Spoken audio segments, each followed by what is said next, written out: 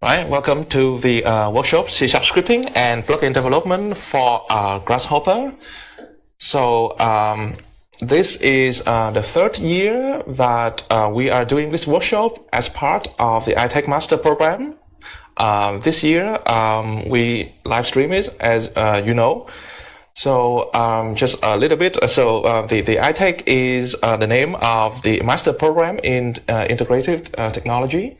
Here we have students from all around the world, mostly architects and engineers, but we also have biologists working together to study robotic technology, how to use new technology to design and fabricate and build.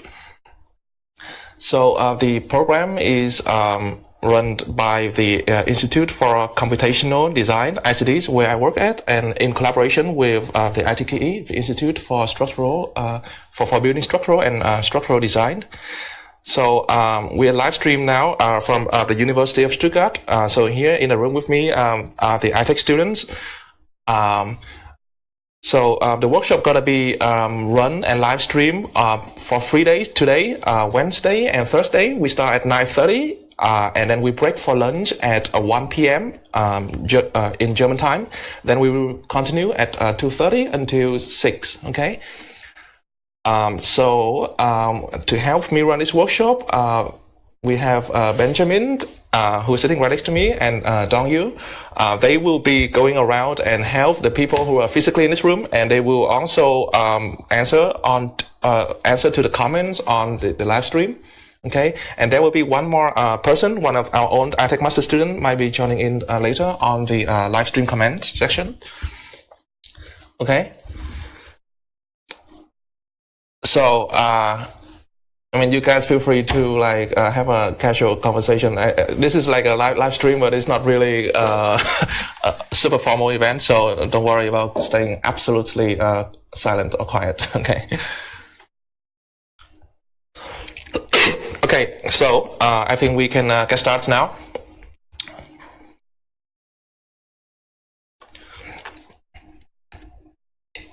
So the aim of this workshop, obviously, we want to teach you the basic of the C# programming language. We want to help you get better understanding of object-oriented programming, which is like the universal kind of programming paradigm in many modern programming languages these days. I want to help you go beyond the visual scripting in Grasshopper using the C# script components. We want to help you become even more familiar with Rhino Common Library. Some of you have never used Rhino Common Library before, but most of you who are in the iTech programs already use the Rhino Common Library to some extent. So this workshop will help you even get into more details. It will generally improve your programming skills, and these skills will apply to not just C# but pretty much any modern programming language, and the way to do design thinking, programmatic thinking for design. One big thing of this workshop is to show you how to use this tool called Visual Studio. This is like a professional software development tool from Microsoft that we will use to write plugins for Grasshopper. And of course, we're going to learn to create a plugin for Grasshopper. So, all right, so the general program for the 3 days as follows. So in the first day, we have a brief introduction to the C# language. And then we're going to get started with the C# script component in Grasshopper. So all of the code and the script that we're going to type and create in the first day will be inside Grasshopper, inside the C# script component inside Grasshopper. Then we're going to start to use C# to access the Rhino Common Library. So this is like a library where you use a programming language like C# to interact with Rhino, with the Rhino modeling environment.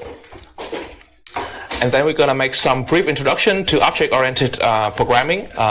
Object-oriented programming is like a big topic in itself that usually take a whole semester at the university to finish. So here there's no way we can cover every single aspect in like 1 or 2 days. This is like just give you a brief introduction so you can probably understand the Rhino Common kind of framework and when you read the documentation yourself, you kind of understand what the keywords, what the concepts in the documentation means, and you can go on yourself. All right, and so on Wednesday, which is the second day of the workshop, we're gonna jump right into Visual Studio. So it's important that if you want to follow this workshop, be on time on the second day, because we will start with Visual Studio right away. And if you kind of falling behind, it's kind of difficult to catch up based on my teaching experience from the previous year.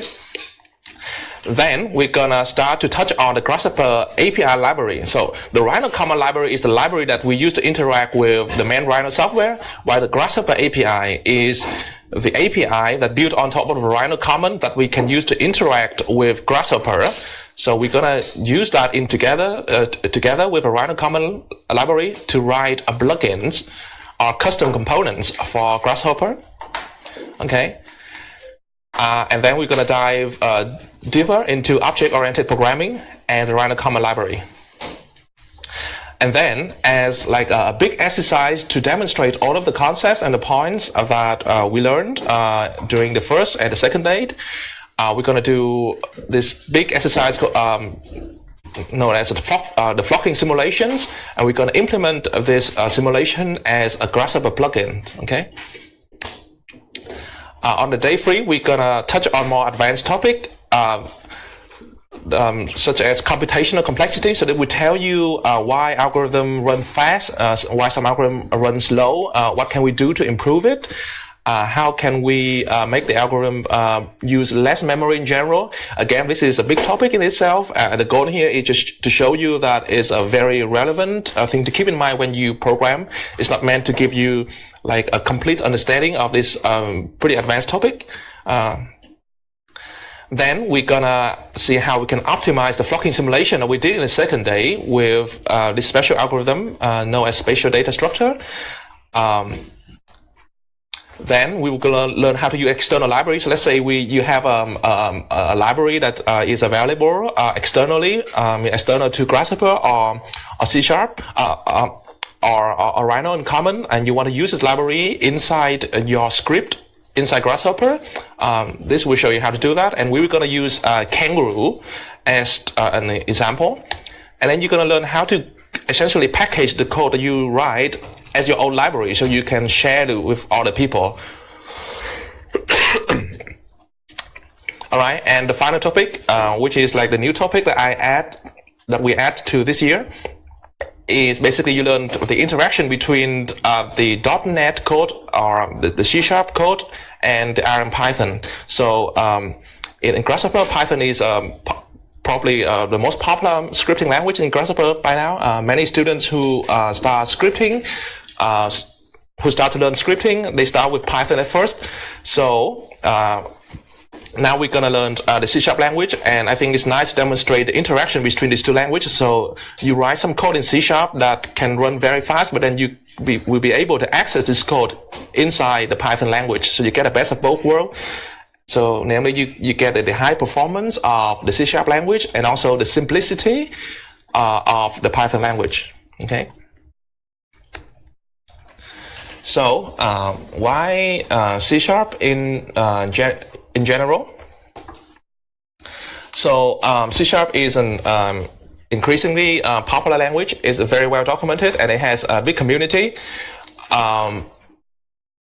It's a still evolving language, which means that every year the development team of this language, aka Microsoft, they're still adding more features to it.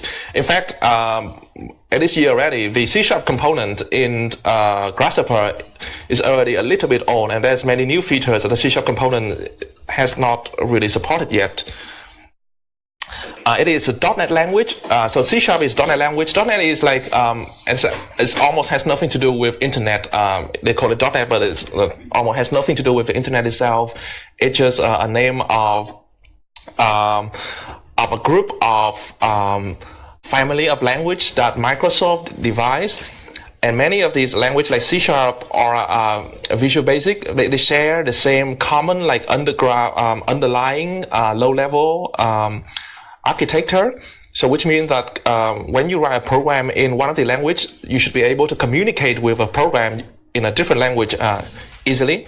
And as you can see later, this is the reason why the Python script that we use in Grasshopper will be able to interact with the C# code that we're going to write, because the Python script that is used in Grasshopper is also based on the .NET language. In fact, the Python, the version of the Python script that we're using, that is used in Grasshopper was actually written in C#, and it may sound weird to say that a language is written in another language, but we're going to talk more about that on the final day of the workshop. Okay, so the Rhino Common Library is based on the .NET language, so naturally that's why we need to use a .NET language to access the Rhino Common Library. All right, many other APIs and many other libraries are also based on .NET. Most of these libraries are on the Windows side. So many of the modern software these days, like Revit, AutoCAD, or even FreeS Max or Maya now, they start to support the .NET language.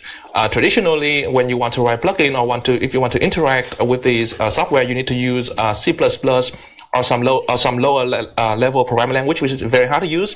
But now most of the software they start to integrate the .NET into the library, making it easier for you to interact with the software programmatically.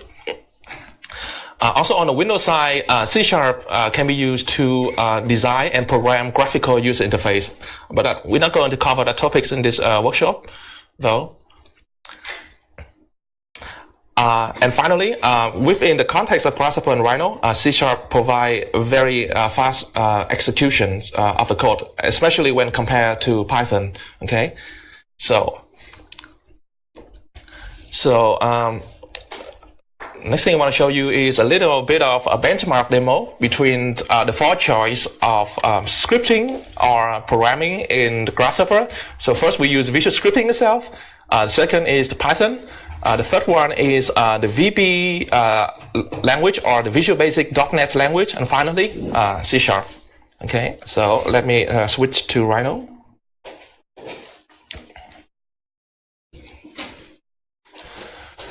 All right, so here is a simple benchmark where I have 5 script components.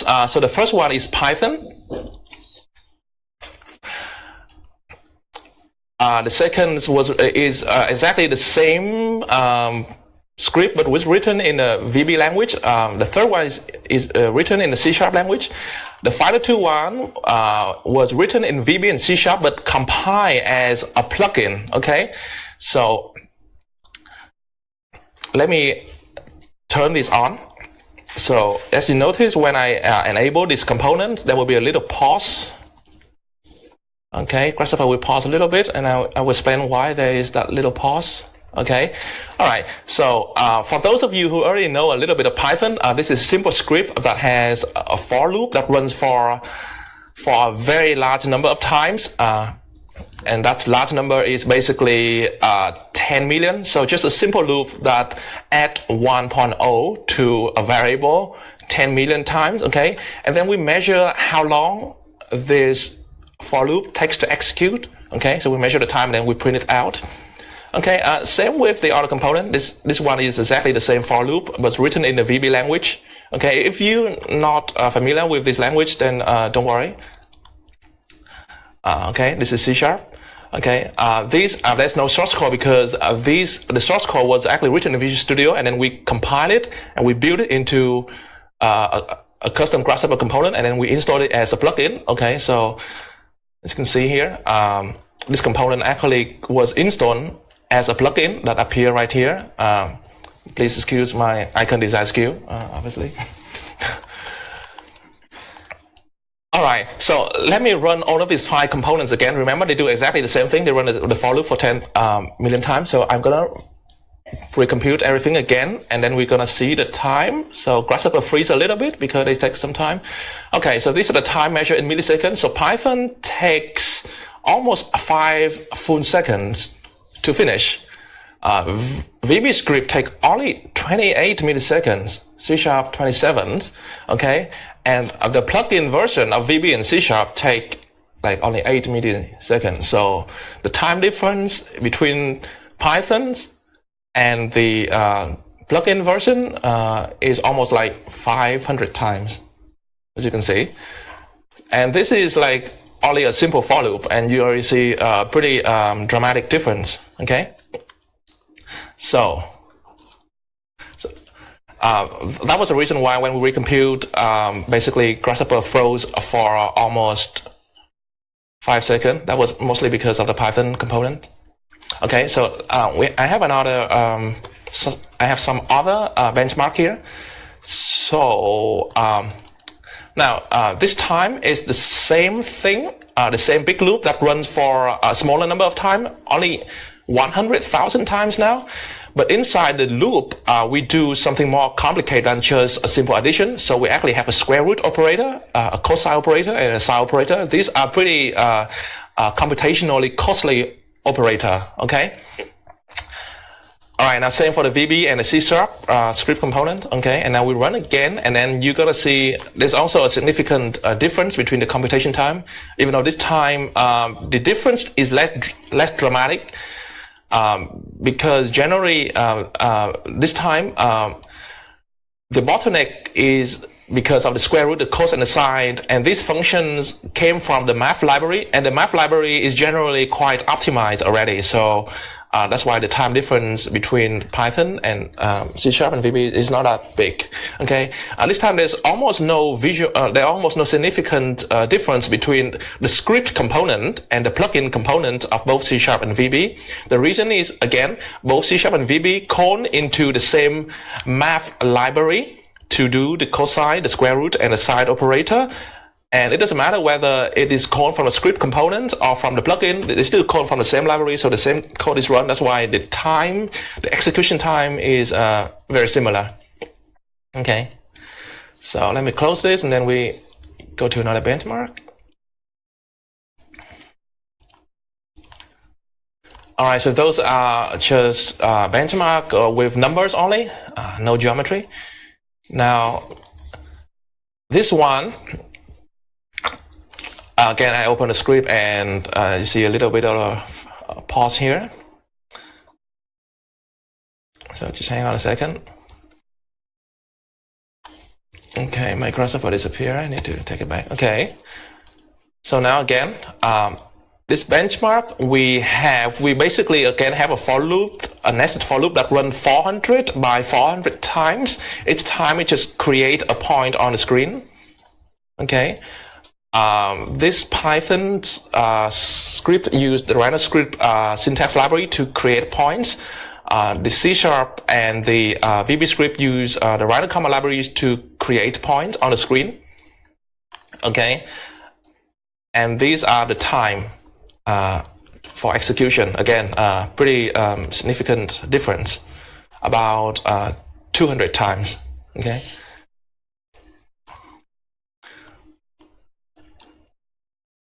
So that is why when I open it, you might notice there are a little long pause. So even though the pause was actually much longer than 800 milliseconds, the reason is because even though the for loop takes only 800 milliseconds to finish, the actual output of geometry on the canvas take extra time, and that extra time is actually way more significant than the for loop itself.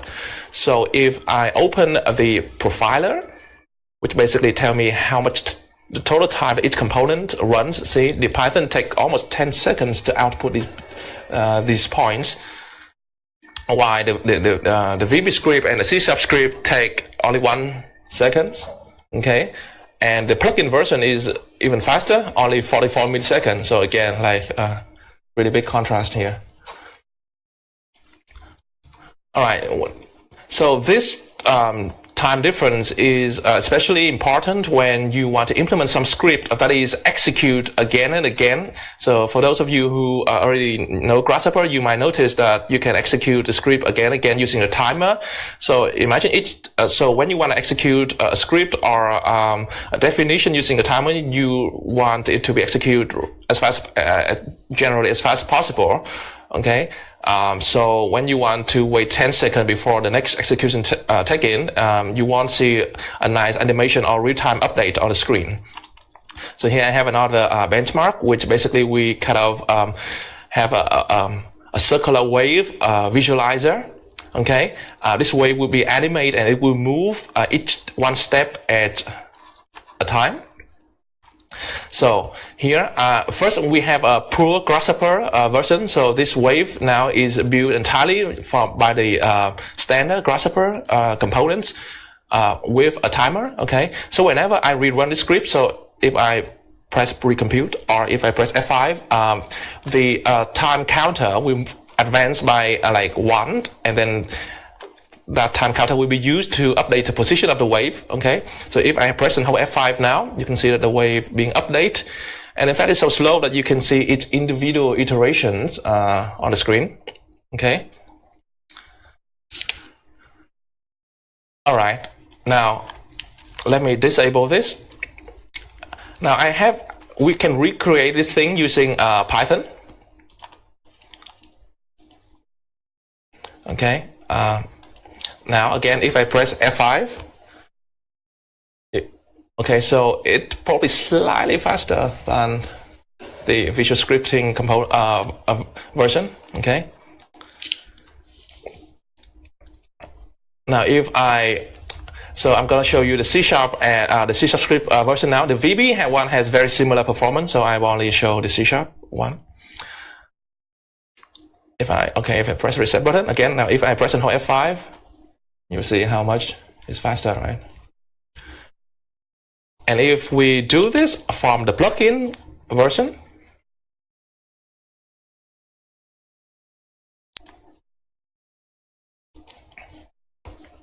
okay, it's gonna be even smoother. Okay. All right, so I hope this benchmark kind of give you some extra motivation to, jump into C#, especially when if you're interested in kind of these real-time or iterative scripting where you update the result, and when you see the result on screen almost in real time or interactively, then yeah, you really want to bring the computation time down to at least like usually 50 milliseconds each, otherwise it will be too slow for interactions.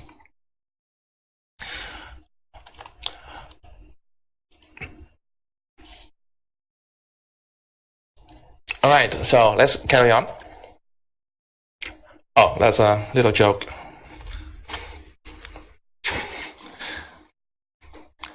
This show actually was used to be for Java many years ago, and now I just readapted for Python. Anyway, so just want to give you a quick overview between what is the fundamental difference between the Python language and the C# language. So generally, when you in the programming, the world of programming languages, we classified languages into generally two big categories called interpreted language and compiled languages.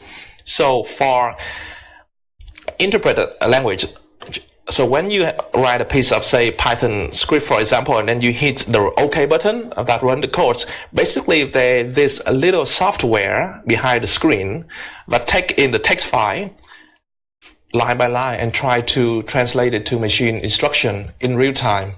Okay, so every time you press the test and OK, the software will kick in and do essentially the text processing, okay, and try to make sense out of it on the fly, on demand. Okay. On the other hand, okay, the other languages like compile language, so like C++ or Pascal, basically when you write a piece of code, or the source code, and when you hit the run button, what happened is that first the source code had to be translated by the compiler into machine code. Machine code basically just, you can think of it just binary, just 1 and 0. It's something that we humans don't understand, but this code can be executed directly by your computer processor. So it runs very fast because it's already in the form that the electronics the electric processor can execute immediately. Okay, and then you distribute this machine code version to your customer, and then your customers will, or your clients will never see the source code. Okay, so that is traditionally how software or program has been done. Okay, so you write a source code and then you compile it once into machine code. Okay, and then it runs very fast. On the other stream, we have interpreted languages such as Python. So in Python, when you write a source code and then when you press the run button, basically there's this special software that runs behind the screen called the interpreter that go through each line of source code, okay, line by line, and try to translate directly to machine instruction. Okay, so every time you run the program, you need the source code, and then the interpreter will translate it to machine instruction on demand. Now, this means that you don't have to compile it, but again, you need the source code. And the downside of that, it runs slower generally than when you compile it to the low-level machine code that the processors can run immediately. Okay, but the advantage of this is that when you have a short program like most of the Python script that you write in Grasshopper, you don't need to spend time compiling, and you don't need to go through many steps just to compile it. You just press the play button, and this software will kick in and execute the code for you. Okay, and because most of the script that we write tend to be quite simple anyway, so the execution time is really fast. It's almost instant. Okay, and then in the middle we have the so-called semi-compiled languages, and that is basically C#, Visual Basic.NET, or Java. Okay, so it's sitting between these two extremes because now again we have the source code, but whenever we want to run it, there's two steps. First, we also compile it, but we don't directly compile it to the low-level 0 and 1 or binary language. We compile it to something called the intermediate code. That is not as cryptic as just 1 and 0, but it's much more difficult to read and understand than the high-level source code that is have the nice if-else statement. Okay, now you do this once, and every time we want to run this program, we just take the intermediate code, and then there will be a real-time compiler or just-in-time compiler that will very quickly translate this code to machine instructions. Okay, so the C# language and the VB language, when you hit the compile button or the play button, it will be compiled to pretty much the same intermediate language code. That is why they can interact with each other. Okay, and unless you make the change to the source code, this intermediate code can be kept and run as many times as you want. And because it's already halfway translated to the low-level machine language, it can be very quickly translated in real time on the fly to low-level machine instructions. Okay, that is why it generally has a higher performance than the purely interpreted language like Python. Okay, so let's jump in to some of the first concepts. So many of you here already know Python, so I make reference to Python because if you already know this concept in Python, it makes it easier for you to know the equivalent concept in C#. But if you don't know Python, or if you watch it from the live stream, it's not essential. It's not absolutely essential to know this Python concept in order to follow through with the C# part. Okay, so in Python, you declare a variable which is like an abstract container that holds some value. So a equal to 12, which means that in the memory of the computer, I declare a container called a, and then I store a number 12 in it. Or here I declare another container, another variable, and I store number 3.14 in it. Another variable here, and then I store, this time the value is actually a piece of text, or we call it a string in programming language, and this is the content of that text. Okay, here we basically, we already have this variable above here, which change the contents inside the variable to a new value. Okay, now in C#, whenever you want to define a variable, you actually have to do two steps. First, you have to declare it by declare the type of data that the variable holds. Okay, so let's say if I want to declare a variable called a, and I only want this variable to hold data of type integer number. Okay, so I basically say int, which is the keyword. So keyword, I write in green here. So the keyword that show the data type of the variable. Okay, and the statement ends with a semicolon. Okay, so this statement basically say I want to declare a variable that holds integer. Now the integer has no value yet. It has not been initialized to an initial value yet. Okay, so in the next line I will say a equal to 12. Okay, and then the semicolon, because this is a separate statement. Okay, now I can combine these two lines in one single line. So for example, I can declare another variable. This time a variable called b, it stores decimal number. Now in C#, decimal number is called a double. Okay, so this type is called double. And then we declare it, and then in the same line, the same statement, we can assign an initial value to it. And then at the end of the statement, don't forget the semicolon. All right, here is the next one. So we declare a new variable of type string. That because this is a string variable, you can only store data that has the matching type in this variable. So we store the piece of text called hello rhino inside. All right. And now in the next slide, now I already have the variable b that I declare here. So here I don't redeclare it again. I only say b equal to new value, and as you can see, I missed the semicolon here. So if you run this code, it will give you an error message. So my bad. Okay, so if you already declare a variable, you can't declare it again. You can reuse and reassign value to it. But here, if you attempt to say double b equal to 1.23, and then you run this code, then the C# program will throw an error. It will say that b has already been declared above. Okay. So generally, this is called explicit typing, because the program language will guess the type of the data for you behind the scene automatically. While here, you as the programmer will be responsible to explicitly specify the type of a variable. Okay. So please raise your hand if you have never worked with this kind of language where you have to explicitly declare the type of the variable before. Okay, so you've never done that. Okay. All right. So related to this data type. So again, I make a reference back to Python now, just in case you already know Python, so it's easier for you to compare.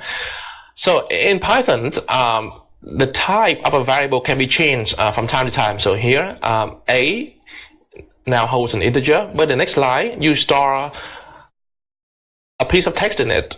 And the language is totally okay with that. So you can change the type that the variable holds. However, in C#, once you declare that a holds integer, then from that point onward, a can only hold integer. If you try to like redeclare a or assign some data that is not of the type that a is supposed to store, then you will get an error message. Okay, so this is not allowed in C#. So this is called static typing, which means that the types cannot change. Here, generally, we call it dynamic typing, where the type can change. So the both of these way of programming has advantages and disadvantages. So for example, in Python, if you declare a variable called my variable and you assign value to it, and then you have many line of codes down later, and then you want to change the value of this guy to something else. But let's say that when you type the code, you misspell it. Okay. Now what happens is that the Python programming language will think that you want to declare a brand new variable and will happily let you do so. Okay. And then this is definitely not your intention. This is just a typo, but usually maybe you want to be aware of that, and then when you try to reuse this variable down here, it may cause a problem. Okay. Now in the C# world, you declare a variable. Okay, and then again I'm missing the semicolon here, so that's my bad. Then later on, if you want to change the variable and you misspell it, it will throw an error, say that my variable has never been declared before. Okay, so it stops you even before you. So when you compile the code, it will detect the error even during the compile state, and it will throw an error message. Okay, so this. So the advantage of this is that it prevents this kind of error, especially when you write a long piece of code that has so many code in between, and it's difficult for you to like mentally keep track of what's going on. Okay, but of course it's put more responsible, more more requirement on you, so you have to explicitly declare the type. Okay, this one is more flexible, but however, it put more responsible on you. It assumes that you know what you are doing. You're fully aware of what you are doing. Okay, so let's try a simple script. Okay, so we're gonna make a simple component, a C# component that basically just adds two numbers together. So for those of you who's already used the Python component, you will see that the C# component is pretty similar. In fact, the C# component has been there much longer, and then the Python component will just take the same kind of graphical user interface and then adapt it to the Python language. Okay, so now let's start Rhino and Grasshopper. And then we're going to do this simple example where we type in some code, and basically the code just take in two input and adds them together and output it.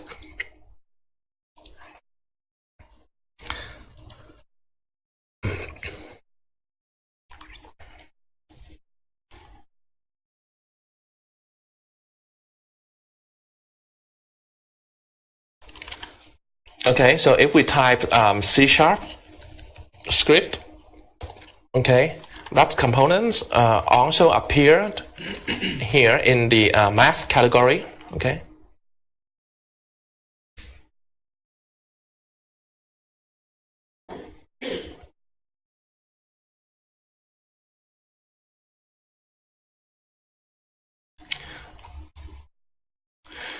All right. Now, if you zoom in, okay, so this component by default it takes in two inputs, x and y, and it has one output called a. This default output out is not really an output. This is just where we can display message for debugging. It's not meant to be used as the main output. Okay. Now you can add more input and output to it. So if you zoom in close enough, similar to the Python component, if you already know how to use the Python component, you can add more input. Okay. For now, we just keep it with two inputs, so x and y. Okay, let's put in. Okay, now we have to declare the type of the inputs. Okay, because C# is explicit. So let's right-click on this input. Okay, we go to type hint.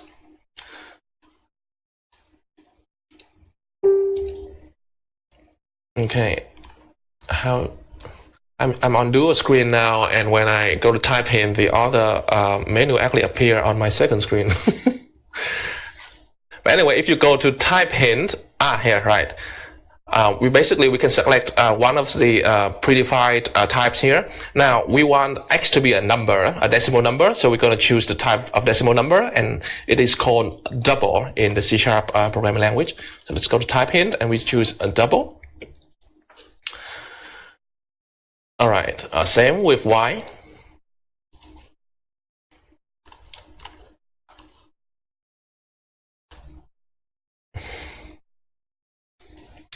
Okay, now for the output, we don't choose the type because, well, we're gonna decide the type inside the script, and when we send that data outside to the output, this is a component, we already know the type. Okay. All right. Now let's input in some number. So I'm gonna do a slider. It's probably 2.3. Okay. Then I have another number here. Probably just 4.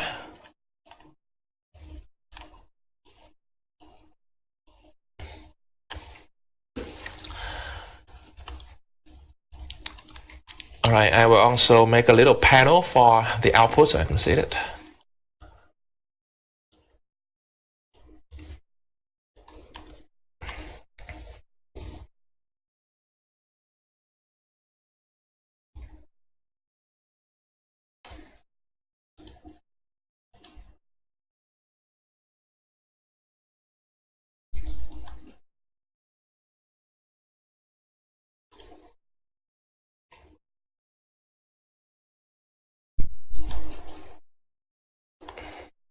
Okay, now to open the script editor, we double click on the component.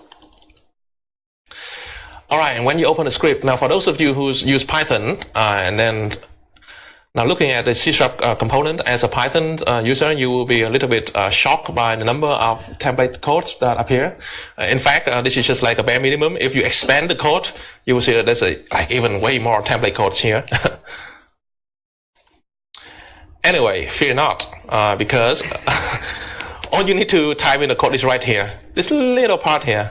Okay, you can ignore the rest for now. Okay. Okay, so here inside this part here called the run script, you will see that it say we have an input of type double, an input called x of type double, an input called y of type double, and an output a of this width type called reference object. Okay, you will understand what it means later. Okay, now this part is generated automatically. Okay, so it's gray out. You cannot edit this part. Okay, you can only type code in the white part. Okay, so now we do something simple. We just say a, the output, equal to x plus y and semicolon. Okay.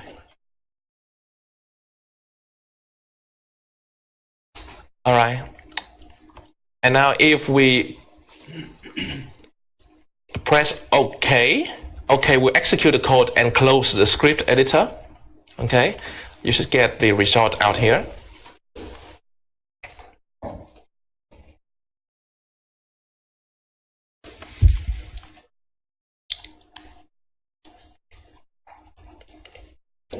Okay, now we double click again to open the script editor. Alright, so essentially that's how you type code and runs it. Now, just a few notes. So when you press OK, it will close the script editor and execute the code. In fact, as I explained earlier, when you execute, there's actually two steps. First, it has to compile it to this intermediate code, and then this intermediate code will run as many times as you want. Okay. So the executions, the compiling is only run when you change the source code and press OK. So that's why the first time you, let's say I make some change and then press OK, you might notice it takes a lot of time for this component to run because it has to compile and then run. But if I change the input, you see the same code can run, but the code inside doesn't have to be recompiled again. That's why this time it runs so fast. It doesn't output of that time again. So generally in Grasshopper, if you don't see the time output, that is because it runs for less than 1 millisecond. Okay, so anything run less than 1 millisecond will not be displayed here. Okay, but let's say if I make some change, okay, and then I press OK, you will see that it will take some time to. Well, it detects that there's no change in the code. But let me make another statement.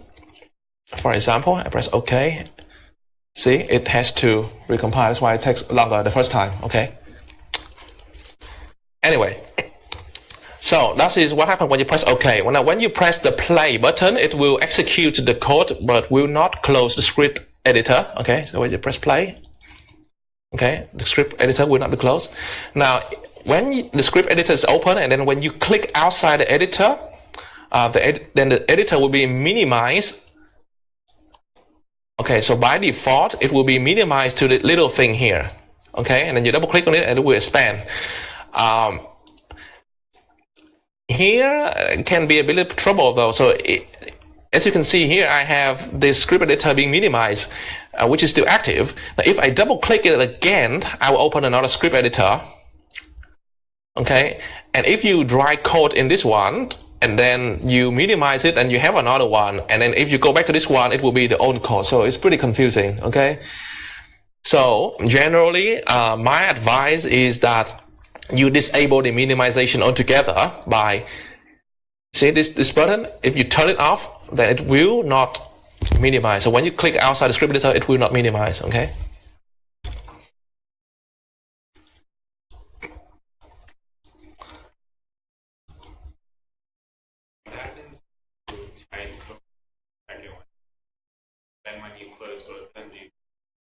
Yeah, the last one you click OK will override the previous one. Yeah, so it happened to me many times before, so I'd rather not minimize it. All right.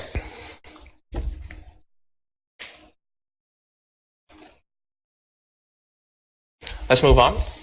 Okay, so that's a simple component that adds two things together. So for those of you who write Python script before, the only difference is you have to declare the type. You have to right click on the input part of the component and choose the type. Okay, the remaining part is almost similar. You just say a equal to x plus y and the semicolon, obviously. All right, so let's move on next. We're gonna introduce a new some new syntax here. That is the new keyword. Okay, so for the standard data type like number or string, you can just type in the number or the piece of text directly. But for some more complex, more non-default or non-built-in type of data, you have to use a new keyword. For example, let's say this time we create a variable a.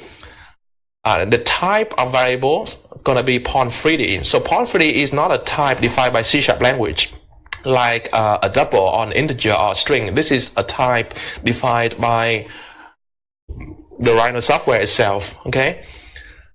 So when you use the C# components, all of the type defined by Rhino command will already be visible or accessible to the C# component. So we don't have to like do anything extra. We just like need to we can like use or call those types directly. Okay, so here we create a variable a of type Pon3D. Okay, so that's what the left hand side does. Now the right hand side will create the actual value or data. Okay. And then we store the data in the variable. Okay, in order to create the data, we use the new keyword together with this special functions called the constructor. Okay, what is the constructor? We're gonna learn later on, but basically a constructor is a special command that has the same spelling, exactly the same spelling as the type of the data. Okay, but it's a command, so it takes in some input. So we have the bracket here. This default version of the Pon3D constructor doesn't take in any input, so we leave the bracket empty, and this will create a point with the default XYZ coordinate, namely 0, 0, 0. Okay, and then a semicolon. Okay, so again, the right hand side will create the actual data of a point whose coordinate is x, y, z, and then we store that point in a variable a. Okay, and the variable a, according to our declaration, can only store data of type Pon3D. So if you say Pon3D a and then you say equal to hello Rhino, which is not a Pon3D, you will get an error message, for example. All right.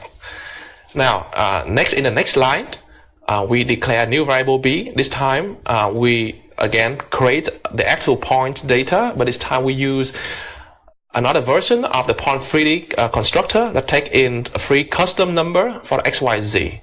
Okay, so the x is going to be 0, and 1, and 2. Okay, now in the next line, I create another variable c, and this time, instead of creating a brand new data, I take the data that's already stored in a variable b and copy it over to c. Okay, so c now should be a point whose coordinates also 0, 1, and 2. Okay, so let's try this. Okay, let's create a new input called big B. Okay, so if we zoom in, create a new input by pressing the plus button. Okay, it will be called capital B by default. Okay. All right, go back to the script editor by double click on the component. Now this time we will see B equal to, let me make it a little bit bigger. So B equal to, okay, so B is already a variable, so we don't need to declare any variable here. We just create the data right away. Okay, so to create the actual data, we say use new keyword and then use the constructor, Pon3D, and bracket. Okay, we put in some coordinate. So the x coordinate, I will use just the value of the x input part here. So I just x, y. Okay, and for z, I just use 0.0. And don't forget a semicolon.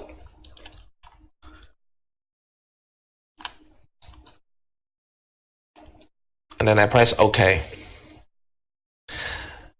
And then on the screen, you should see a point appear at the coordinate x, y, and z.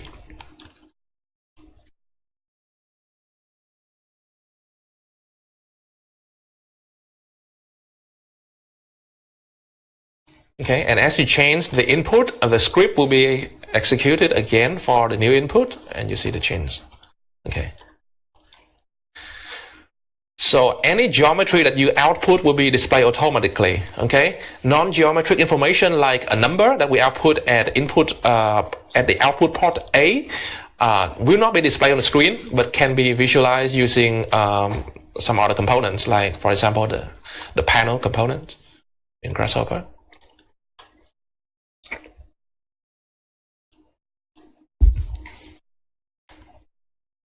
Okay, that's how you create a point 3D object or point 3D piece of data. And later we're gonna have more CAD data like curve, vector 3D, line, circle, mesh, BREP. Okay, all of those data types were defined inside the Rhino Common Library. Those were not like the default built-in C# types at all. All right. By the way, you may wonder, is it possible if you just say 0, 1, and 2 rather than 0.0, 1.0, and 2.0? Yes, you can. However, in programming language, there is quite a significant difference between a decimal number and an integer number. When you actually explicitly say 0.0, you actually means that this is a decimal number, not an integer. Okay. Now, in some case, the point3D functions or the point3D constructor, it expect you to give it 3 decimal values. So that's why I want to be explicit and say 0.0. But in this case, in C#, whenever you are asked to give the code a decimal, but you give it an integer instead, then that integer will be automatically converted to a decimal for you behind the scene. So the answer is yes, you can put in 0 and 1 and 2 without the 0.0 and we'll be fine. But as you will see later on, there will be many cases it's good to be explicit because it reminds you that this is a decimal. If you input in integer, there are many cases where you have a very weird error.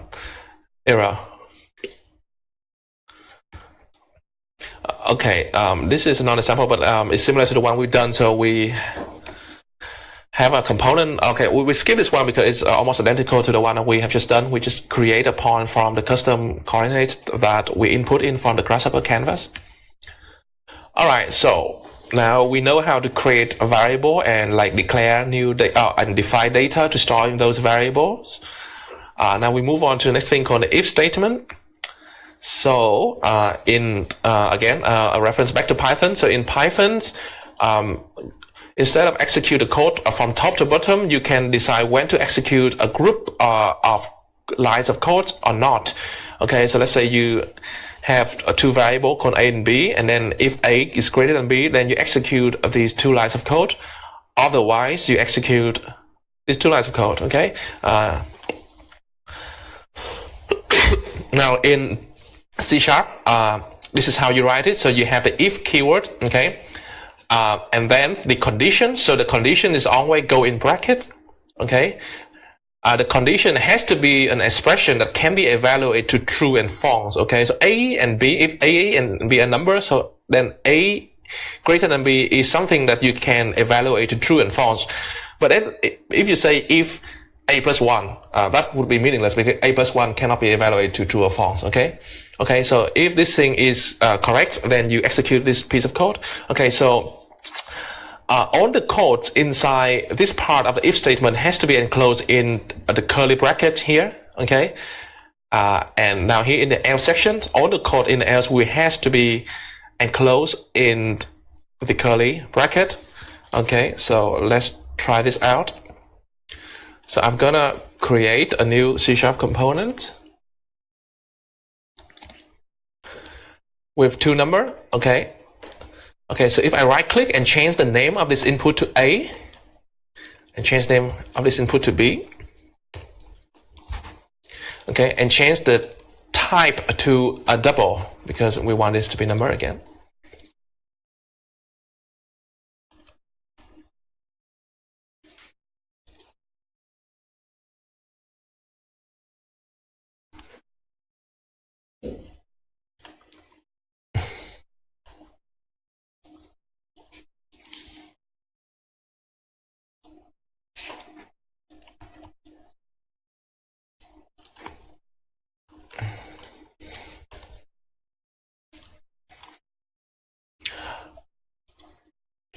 All right, now if we double click on the script editor, now we're gonna say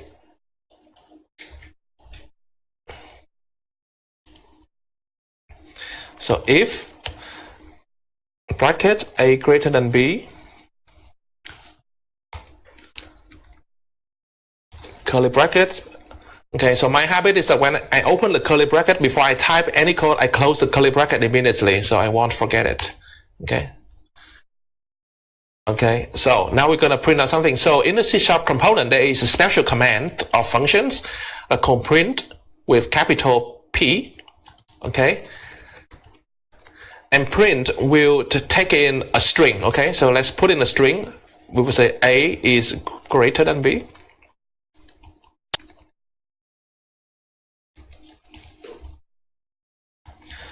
Okay. So that is the first message that we're gonna print. So what message you print will be appear in the output port called out here. Okay. So we print another message in the next line of the output. We will say B is smaller than A, for example.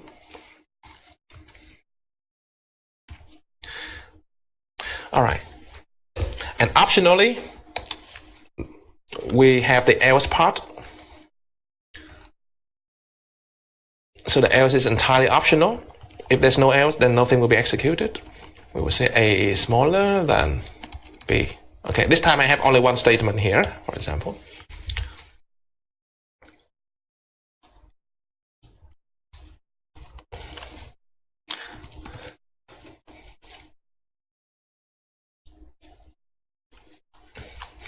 All right, if we test this code, you should see a message coming out. Depends on the relationship between the A and the B that you input.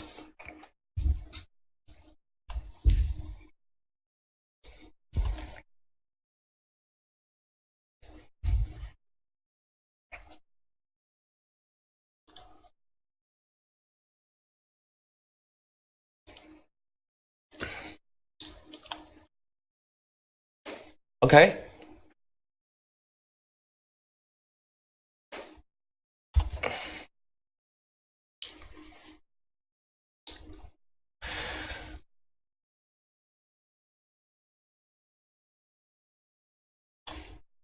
All right. So in C#, whenever you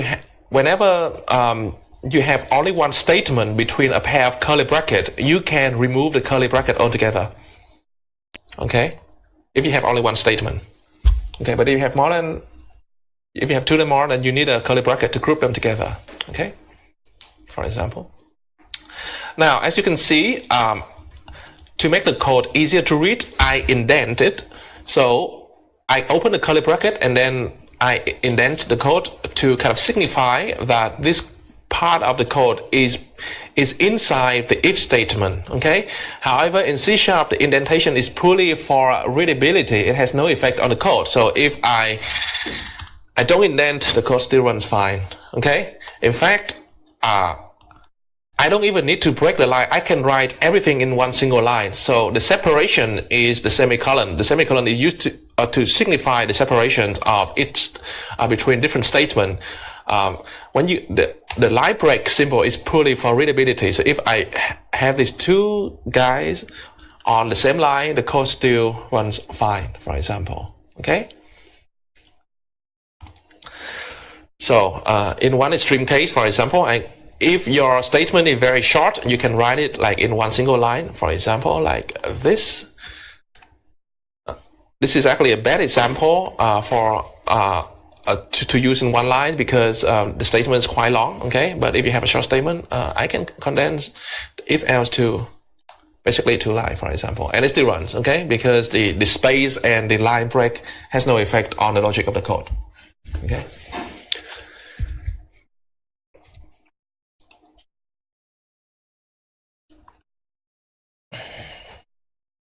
All right, let's move on. So the for loop. So what if you want to execute the same piece of code over and over again, but with just a slightly different value each time.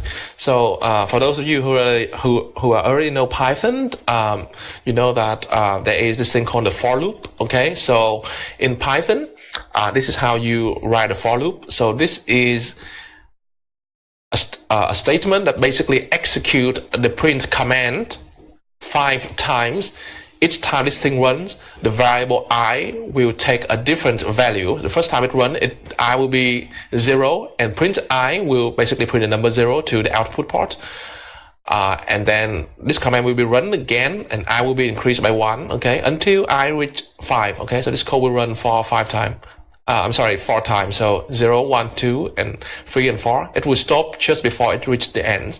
Okay, so for those of you who know Python, that is how you've done it. And this is like the equivalence in C#, okay? So you have a for statement, you have the for keyword, and then the bracket. Now in the bracket, you need to supply 3 parts. These 3 parts are separated by the semicolon. Now the first part is you declare a temporary variable to hold the so-called counter. Okay, so the counter gonna be I. Okay, and so the I is integer. It is initialized to 0 at first. Okay, and this is the condition for it to stop. So if I is less than 5, then the code will run. Okay, and each time the code runs, after each time the code runs, it will increase by 1. Okay, so this syntax look a little bit weird, but you will get used to it soon. Okay, so this part will run 5 times. Each time I will take a different values, so I will be 0 at first, and it will run as long as I less than 5. Okay, so this should stop when I reach 4. It will do the final execution when I is 4. Okay. Okay, now inside the for loop, I can have many lines of code, and those lines of code will be enclosed in the curly bracket. Again, here I have the indentation just for readability. Okay, unlike in Python where the indentation is like required. Alright, so the difference is that now remember the print commands in the C# component, the print only accept string, okay? So, but now I give it I is not a string or not a piece of text, it's a number. So I have to explicitly or like manually convert it to a piece of text by calling this special functions or command called toString, okay? So in C#, any variable can be converted to a string by dot to string and then empty bracket. Okay, so let's try this quickly.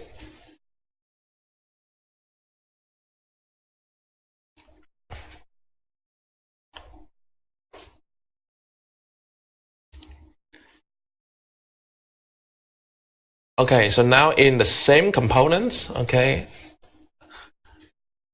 below the if else statement, okay, I gonna print for int y equal to 0, y less than 5, I plus plus. Okay, curly bracket, print I dot to string. That is the first pair bracket, and then another pair bracket. Okay.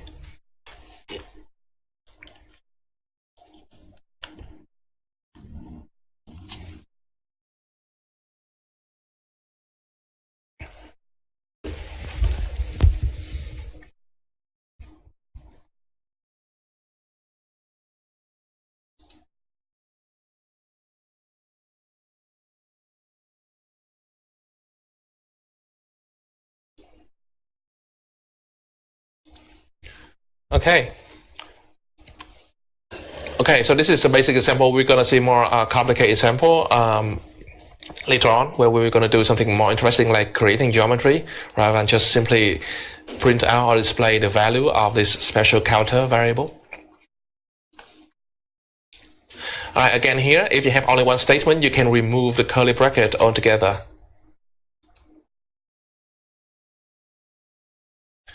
Alright, let's move on to the next topic, which is the list. So a list is a special kind of variable that can hold multiple variable inside. Okay, so for those of you who have already been programming in Python, this is how you create a list and store it in a variable. Okay, so you declare a list called my numbers, and then you initialize it to a list that holds two numbers, 0.5 and 3.14. Okay, in the next line we append or we add one extra number to the end of the list. Okay, and then we add another one, and then we can retrieve the element from the list by using the square bracket and the index number. So 0 will return the 0th element of the list from left to right. Okay, so the index always count from 0. All right, so now this is the equivalence in C#. It's gonna be a bit more cumbersome at first.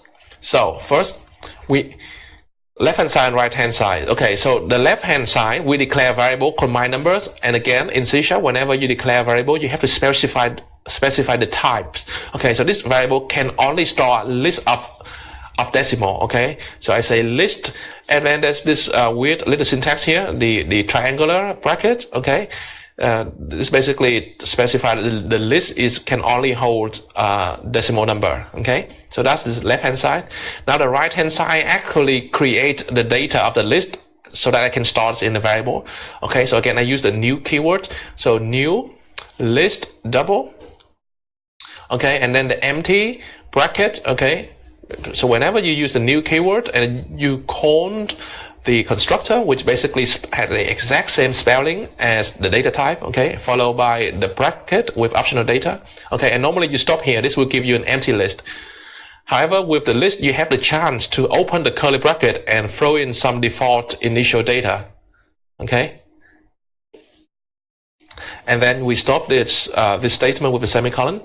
All right, now after you have that list which is stored in the variable called my numbers, you can keep adding things to adding new numbers to the list by saying my numbers dot add.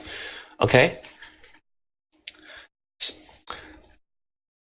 All right, and now we to retrieve the element we use the square bracket. Okay, so if you call the variable that represent the variable that store the list and then give it the square bracket together with an integer that specifies the index or the position of the element that you want to retrieve, okay, then this whole thing will give you the number, and we convert this number to a piece of text so that we can print it. Okay. All right, we're not going to do this live in Grasshopper yet. We're going to save it for some more complicated example later on. All right, now what about we use a for loop to create a linear array of points? Okay, so you know how to create a single point earlier on. Now we're going to use the for loops, okay, to create new points, and then we start in a list. Okay, so let's switch back to Grasshopper.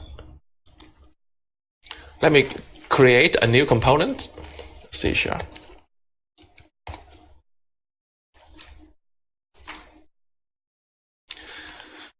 All right, this time we input in the number n that specify how many points that we are going to generate it. So, and it has to be an integer.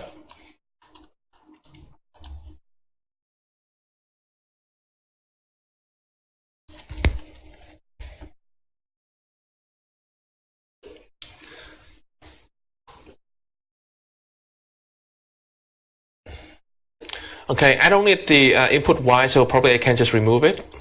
All right.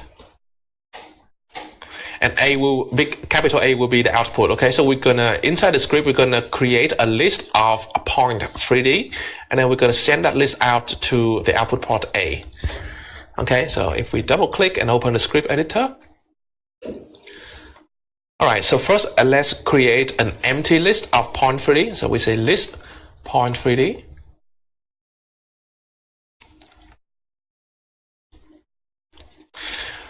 All right, so whenever I name the variable, I always, for list or for a variable that holds multiple data like list, and then we have array and dictionary, I always use the plural form. So instead of saying point as my variable name, I say points. Okay. equal to, okay, now so that is the variable, okay, this variable has no data, so now we create a data first. We create a data to store this in this variable, and this data is basically just an empty list. So new list point 3D,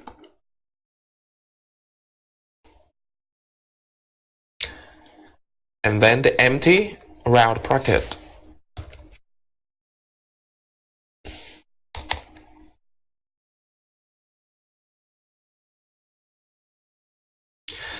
All right, now we use the for loop to run n times, and each time the for loops run, we create a new point, and then we add it to the list points. So for int I equal to 0 semicolon, I less than small n, I plus plus,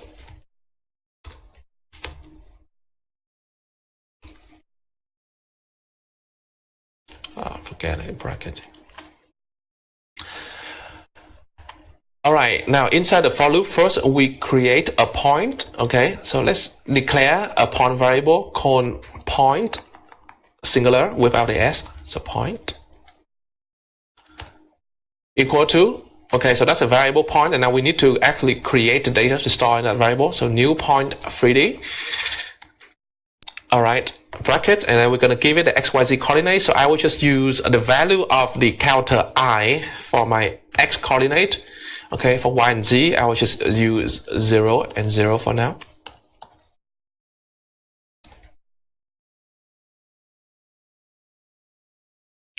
And I will add this point to the list points. Okay, so I will say points dot add capital A bracket point.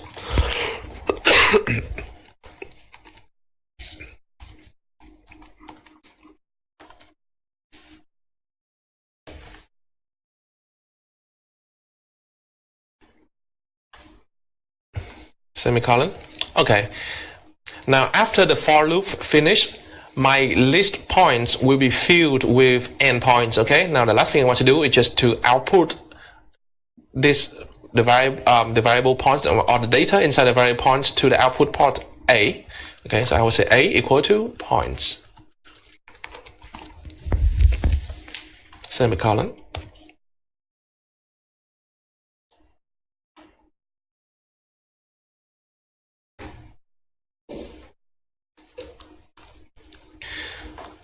All right, and then let's put in something for n. So I would say 10, and we should see 10 points lined up along the x-axis.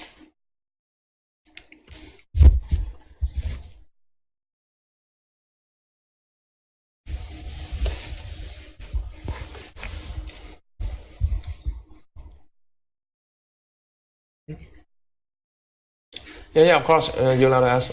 Okay. Why doesn't it cause a problem? So whenever it asks for a double, and you give it an integer, it will convert automatically for you. Okay, but there's some case it doesn't know to convert, and then you get a weird error coming out. Yeah. So a common problem is when you say 3 divided by I.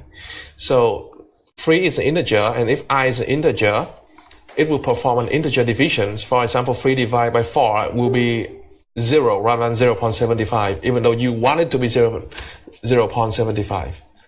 So in that case, you have to explicitly convert it to a double. Otherwise, your answer will be 0 rather than 0.75.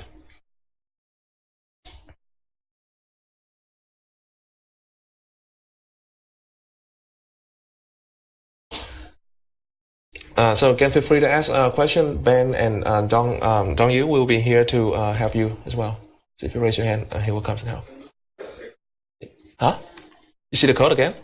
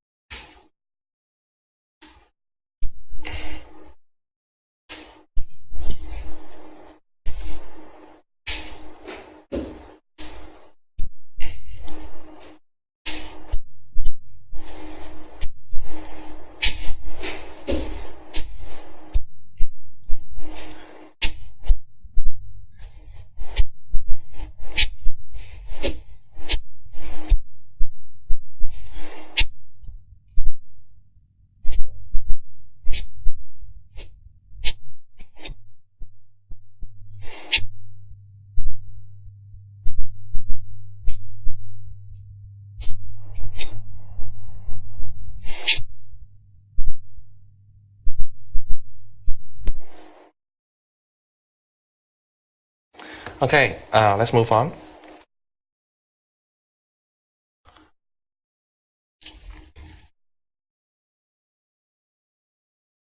All right, there is another version of the for loop called the for each loop. Okay, so the purpose of the for each loop is that it makes it a little bit easier or natural to visit each element in a list and then perform some actions or run some code on each of those individual elements. Okay, so let's say that we have a list of points that we create earlier.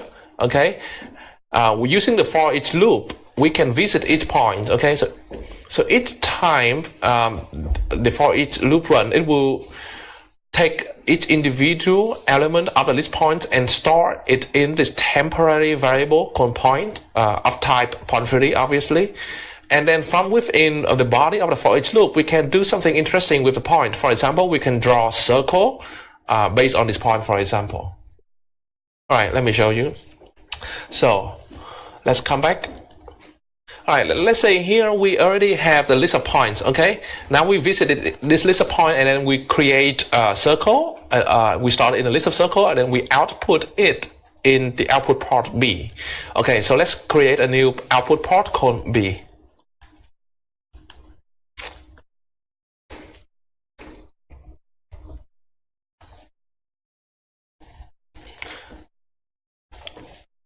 All right, so we add some more code here. All right, so first let's create an empty list of circle. Okay, so there's this new data type inside the random command library called circle with a capital C.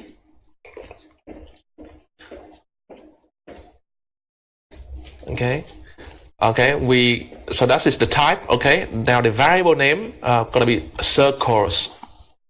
Okay, and then we initialize it to an empty list of circle.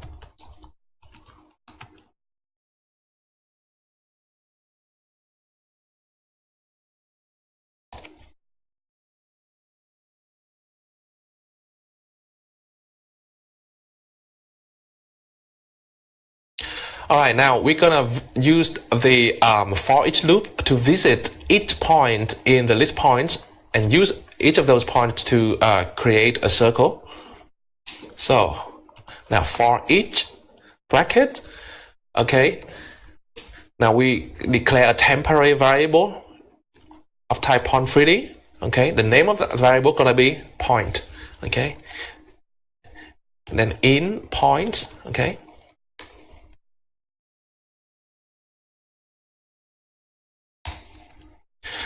All right, so based on this point, we're gonna create a circle. So let's declare a variable to start a circle. So now the data type is circle. Okay, now the variable name is circle again, but with lowercase. Okay, so data type almost always start with uppercase, except the standard type like string or int or double. Those are the default C# types, so they start with lowercase. But almost all other data type like list, point30, circle, mesh, they always start with uppercase. Okay. Variable name, we always name it by convention. A variable name should always be lowercase, start with lowercase. Okay. And whenever you have a new word, so I mean the name can be a concatenation of many English words. So whenever you have a new word in that phrase, you can use the uppercase to distinguish that new word. However, the first character of the first word should always be lowercase. Okay, so circle type, circle variable name equal to. Okay, let's create a new circle. Okay, so we use new and then we call the special command, our constructor circle that has the exact same spelling as the type of the data type that we try to create. Okay, then we open a bracket. Okay, now the circle constructor, it actually has 7 different versions, and if we scroll through, it basically has a version that takes in a point as a center and then a radius. Okay, and this will give us a circle on the flat XY plane at the center that we specify and at the radius that we specify. Okay, so now the center gonna be the point that we retrieve from the list. Okay, so we put that point here. Okay, and then comma, and we give it a radius. So the radius is going to be 0.5 for now.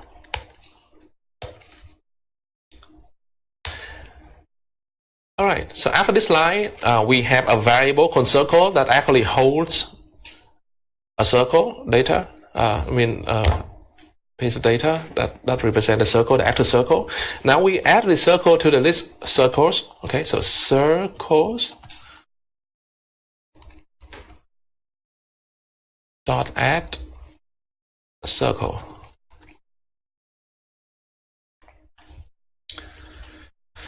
All right, and then this for loop will be executed for 10 times because we have 10 points in the list points.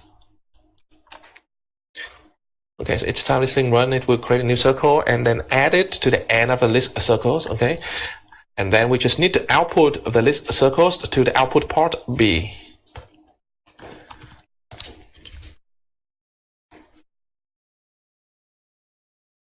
Oops, there.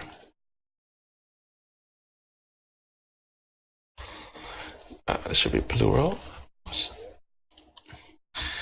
I forgot an S when I refer to the list circles. Okay.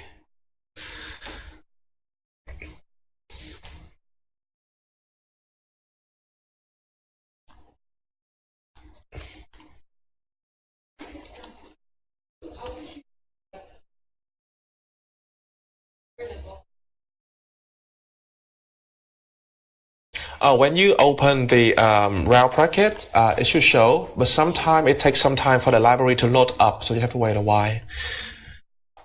This code editor is quite, frankly, quite pathetic in general. The autocomplete and the auto assistant tool is pretty lame. From tomorrow, we're going to switch to Visual Studio, and you're going to see how a real code editor is supposed to behave. Okay.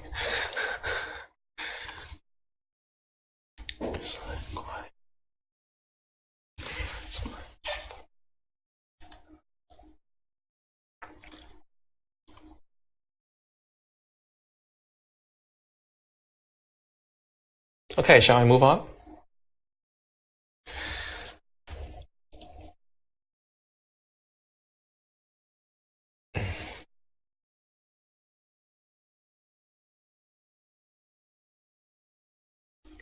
Okay, we've done this line example, so create a list of circles from a list of center points. We've done that. All right, now we're going to have a slightly more complex example, again using for loops and list, but this time going to be not as trivial as just creating a bunch of points and circles. Okay, so we're going to do something called the subdivision curve. Okay, raise your hand if you've heard of this before. Subdivision curve. Okay, so a few of you. Okay, so how subdivision curve work? So subdivision curve is one of the technique to generate curve from straight lines in Commodore Graphics. So traditionally, when we want to draw curve in Commodore Graphics, there was the first algorithm that can generate a free-form curve was the Bezier curve algorithm, and then later on it was generalized to the so-called NURBS curve that is very popular in Rhino. Like it's the standard way to do curve and curve surface in Rhino. The subdivision curve is kind of another way to generate curve by starting from some sort of straight line segment and keep subdividing it rather than coming up with an exact equation to describe the curve like in the case of a NURBS curve. Okay, so how do we do that? So let's look at an example. So in order to generate a subdivision curve, we specify in some control points, and these control points will influence the actual shape, the final shape of the curve that we're going to generate. Okay, so these control points these control points come in a specific order. So the order or the index number does matter. Okay, so we start from 0, 1, 2, 3, and 4, and basically from these 5 points we want to like draw some sort of a smooth curve that is influenced by the position of these initial points. Okay, so how do we do it? We're going to do it in many steps. So at the 0 step, okay, the 0 step, basically you do nothing apart from connecting all of these guys together and form a polyline. And well, we call this a curve. It is like the zero level curve, so it looks nothing like a curve, obviously. Now, from what we get, we apply this subdivision rule over and over again. So how does subdivision rule work? Now for each line segment, we take the 1/4 point and the 3/4 point. Okay. So for each segment, we take the point at the 1/4 position and the 3/4 position of each segment, and then we connect them together. And then this is the next level of the subdivision curve. Okay, now we repeat the exact same thing again. So take the 1/4 point and the 3/4 point of each new segment and connect them. And you see how it slowly approach a curve. But this curve is like purely made out of strained segment. Okay, so it's already kind of rational line as we generate it. Okay, so now how we do this? By the way, the name of the subdivision rules was invented actually a long time ago, 1974, even when we have like personal computers. And if you do it infinite number of times, it will convert to a degree two curve. We're gonna test it later on by using the grasshopper component that generate the curve, and we're going to set the degree to 2 and see if that curve generated by grasshopper match perfectly with our subdivision curve. Okay, so let's set this up in grasshopper, and then I'm going to show you how to do it in code. All right, so I'm going to disable all of this component. Okay, let's start a brand new C# component.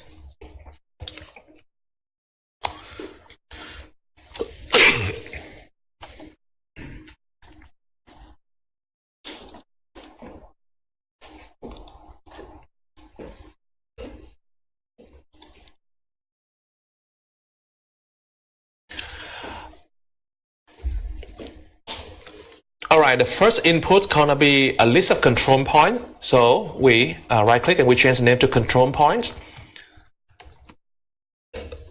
So the first character of the variable name is always lowercase, and control points, the P in the word points is capital because it's a separate word. Okay, the data type for this guy gonna be a list of point 3D. So we right click and we choose the list input. So right click and we choose list. Okay, and then in the type hint, we're gonna choose point 3D. Type hint point 3D.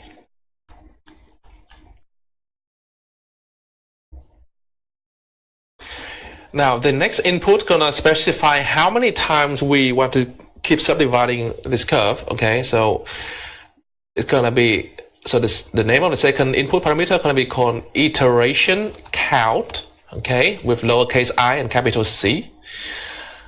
And the type of this variable is gonna be an integer. So we right click, type hint, and integer. The output, I call it curve, which, as you already know, it's not curve, it's just actually a list of line segments or a polyline.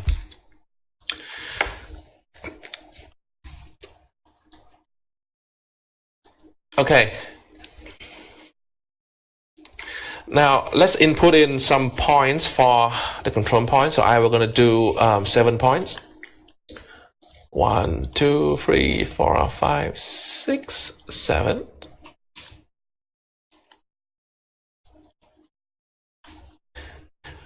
For iteration count, I'm gonna create a slider and I limit it to 7.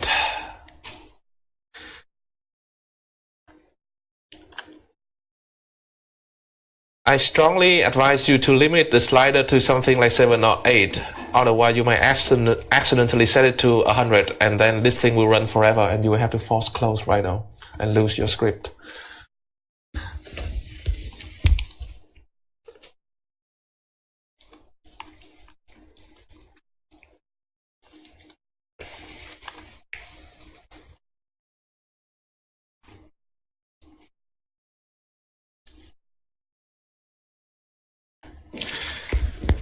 Okay, once you set up, we can actually walk through the code. So from now on, if you already attend my Python seminar before, you know that I always put the codes on the slide so I can go through it with you easier. And then we're gonna leave some. I'm gonna leave you some time so we type in the codes together. Okay. So from now on, almost every single example we do, we will have code on the slide. All right, so if you double click the C# component, you will see the run script components now will take in the input control points. The type is a list of point 30. The second input is going to be an integer called iteration count, and then the output is called curve. All right. All right, so the goal is that from the list of control points, we want to generate the new control points of the next level of the curve, okay? So let's create a brand new empty list. So let me walk you through first, and then we're going to type in the code together. Or if you're confident, you can even copy and paste. Or if you follow me how you can always copy and paste, no problem. Okay, so we create a brand new list of control points. We call new control points, and our goal is from the current control points, we need to compute the new control points, okay? So how do we do that?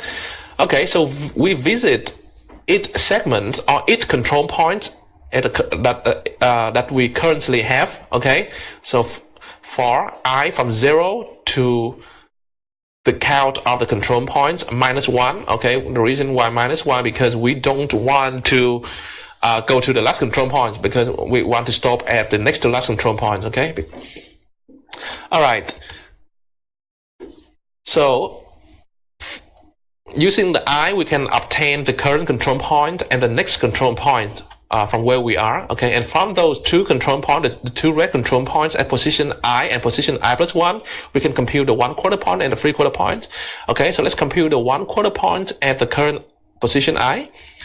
Okay, so 1/4 point is equal to 3/4 of this guy plus 1/4 of this guy. So this is a linear interpolation method that gives you a point 1/4 of the way. Okay, this is basically you just like combine these two guys, but instead of using a weight 50-50, which will give you exact middle point, you give the weight which is 75% plus 25%, and that will give you something that end up here. So this is the 1/4 point. Okay, and then we add this this 1/4 point to the list of new control points. Okay, so the list of new control points will hold all of the yellow points as we go along the red points. All right, now we can do the same for the 3/4 point. So same idea. This time we use the weight. The weight is going to be 1/4 plus a 3/4, and then we add it to the new control points. Okay. Now this will take us to the next step, to the next level of the curve. So we get a new the list. So after this line right here, the new control points will start basically on the yellow points. Okay.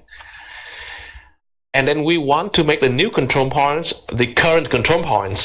The reason is that because we're going to repeat this whole procedure again for a number of times. Okay. So that's why we need to do this like variable swap trick at the end, so that our current point will now be the new control points. All right, and you're gonna run this as many times as we specify, like 7 times. And after this, the list of control points will start all of the control points, the many control points of the final level of the curve. And from those points, we can construct a Rhino polyline and then output it to the curve output port. So I would say curve equal to. Here we create a new polyline curve. So this is a Rhino common data type again. So new polyline curve. This constructor take in a list of points, okay, which we already compute here. So we put it in. This will generate a control. This will generate a polyline curve, and then we send it to the output directly. Okay. So I know this is a lot of things for you, so I'm gonna type in with you manually, so we can have a chance to basically revisit this code once more. Okay, so C# components.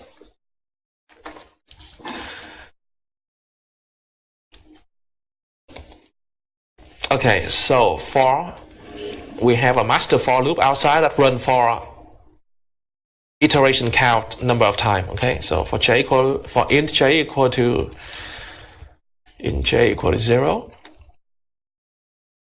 j less than iteration count j plus plus. Okay, open and close curly brackets right away, so you don't have to so you won't forget to close it later on. All right, now we create a brand new list of new control points. New control points.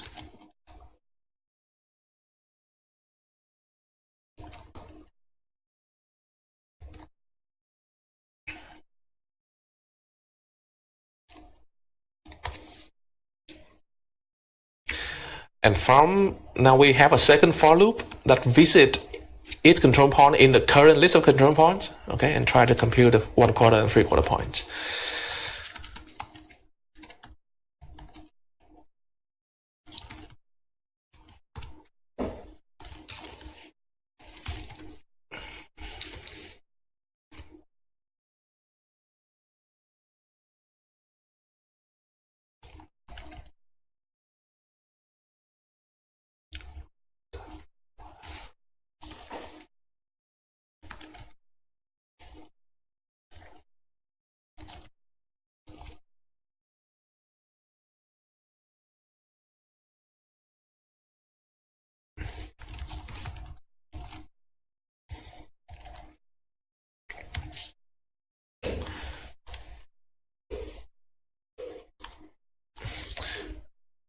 Then we add this 1/4 point to the list of new control points.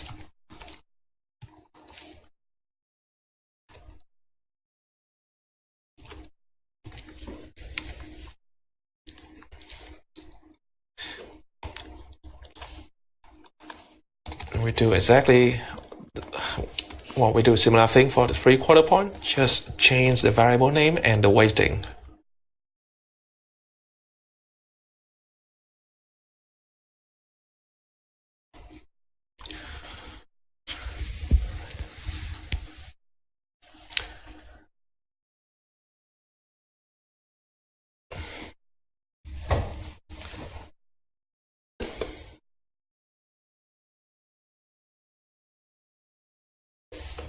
Everything all right on the live stream? Thanks. Okay. Finally, we're gonna swap the control points and the new control points. Okay, so now the new control point will become our current control points.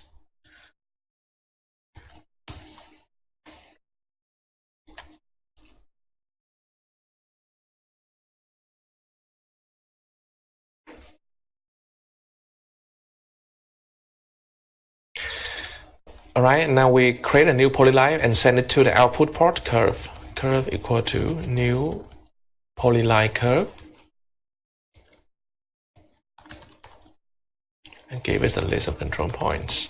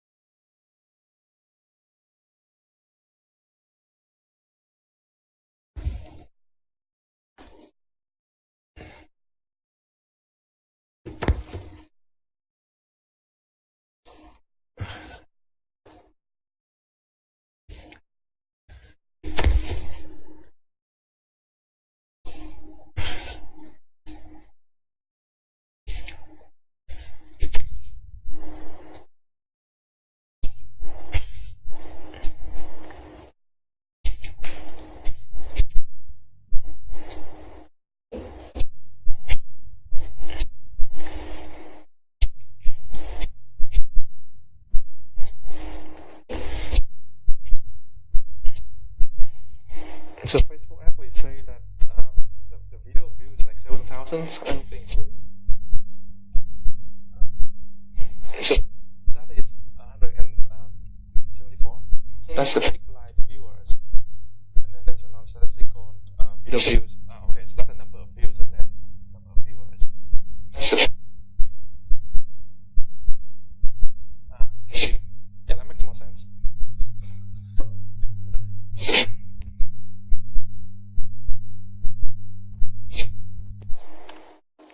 Alright, so let's run this code. Okay, I have an error. Maybe I mistyped something here. I missed the plural. Control point should be plural.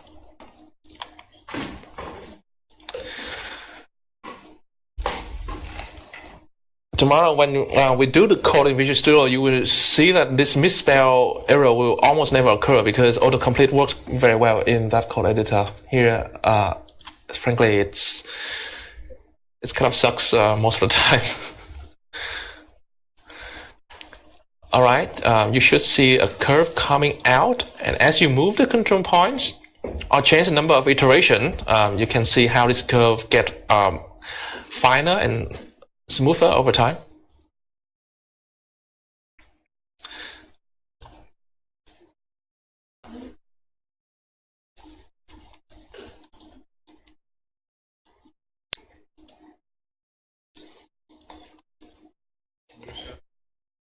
Yeah, well, if you the code is also in the slide, by the way.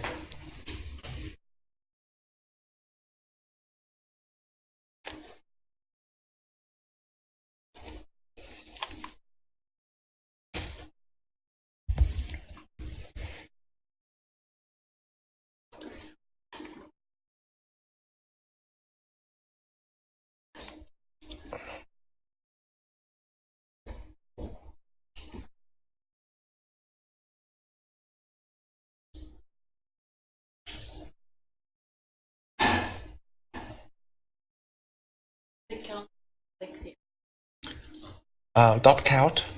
That is equal to the length in Python. Yeah, that's tell you how many elements in the list. Yeah.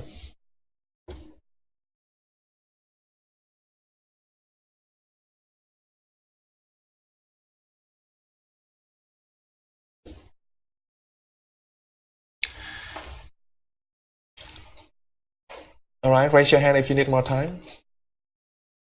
Okay.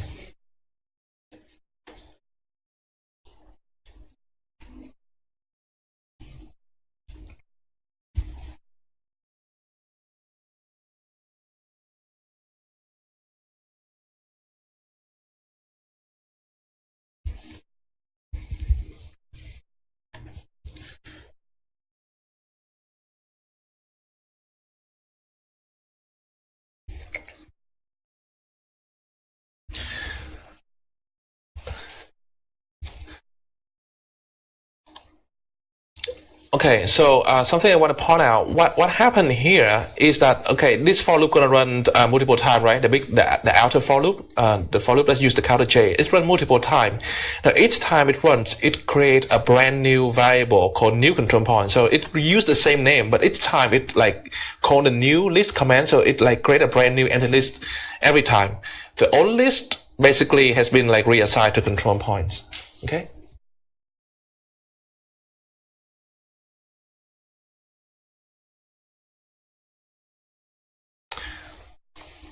Now, here I separate this into two lines of code. So I compute a 1/4 point and then I add a 1/4 point to the list. But I mean, if you like get used to C# over time, you will know you probably will tend to like condense these two lines of code into one single line. So rather than creating a temporary variable to hold the result of this formula here, I can do it in one line like this. Okay, let me show you again. This is what we have now. This is how we can condense it into one line of code. Okay, so this means that we don't have to declare the temporary variable.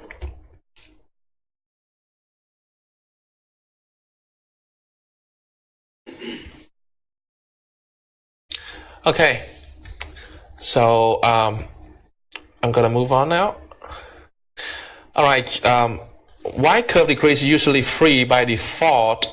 Actually, before I do that, I just want to demonstrate that the curve that we generate perfectly match a degree 2 curve generated by Grasshopper. Now, when I say perfect, I only talk about the central part. Now, the starting and the ending of the curve requires special treatment that we did not implement. Okay, so please ignore the beginning and the ending and only look at the middle part of the curve. So now from the same control points, let's create a NURBS curve using Grasshopper. I'm not sure what is that command, NURBS curve. I think this one. Okay, it's taking a list of control point called vertices and the degree. Okay, let's change the degree to 2. I plug it in, I should get something coming out, and as you can see, the curve matched perfectly in the middle section. Okay. It can actually be proved mathematically that the 1/4 and 3/4 rule that we apply, if you keep doing it infinitely number of times, then you will get a perfect second degree Nernst curve. So kind of a useful way to to rationalize a curve.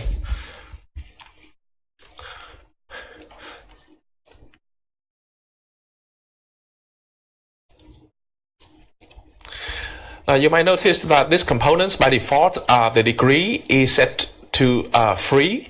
So, and I had to change it to 2 in order to do this comparison. So, just in case you have been doing if you have been doing curve modeling in Rhino, you will notice that whenever you do a curve surface, usually the default degree for a curve is set to 3. Why is that? Well, now you notice degree 1, first degree 1 is just a straight line, so it's not really a curve. Degree 2 is actually a curve, and it's relatively smooth, but not as smooth as degree 3. So this example will show you what a degree 2 surface can look like and why it is not as smooth. So this is basically what we call a capsule geometry. You can think of it as a cylinder and then a hemisphere joined right at the two ends. Okay, if you look at the sections, okay, perfect hemisphere and a perfect cylinder. Now, if you look at the contour or the white line, it's smooth.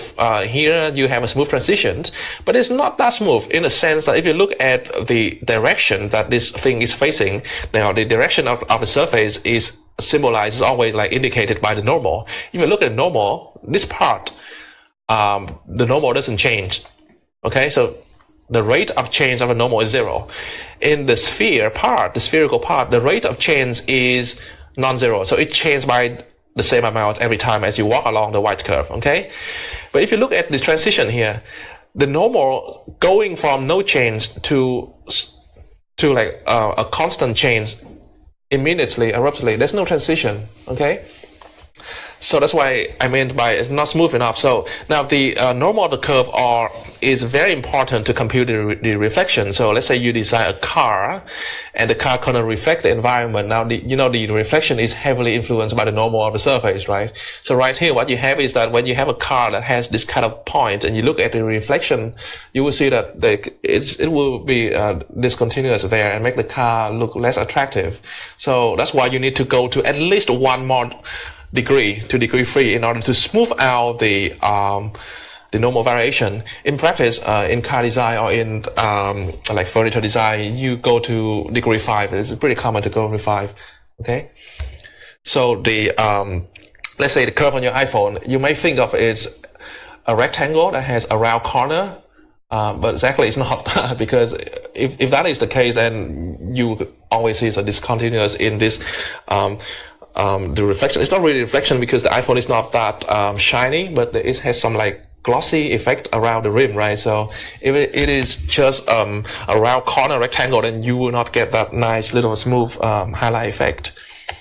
This is a render of that same geometry. So if you look at this transition here, you will see that the reflection changes quite abruptly from a spherical to a cylinder. You can kind of see that. Okay. Anyway, we're not going to try this. This is something you can try at home if you want, if you're interested. So if you want to do subdivision but to achieve a degree 3 curve, then you have to use something more sophisticated than the 1/4 and 3/4 rule. Okay, so this rule is called the Catmull-Clark. This is the guy who, one of the founder of Pixar. He was the pioneer of subdivision curve. And if I'm not mistaken, he's also the guy who invent the concept of texture mapping, because back at that time when you render triangles, 3D triangle on the scene, it looks so boring. So this guy think that we can slap a texture or an image on those triangles to make it more attractive. So that was a long time ago. And he came up, these actually two people, not one. And so these two people proposed this subdivision scheme that basically in order to generate the next control point, you have to use free control points of the current level. So I plus 1 and I plus 2, and you combine them using this ratio. Okay, and from this you will get a degree free curve. So if you're interested, you can try this at home. Okay, so similar, it's just like more points, more interpolations.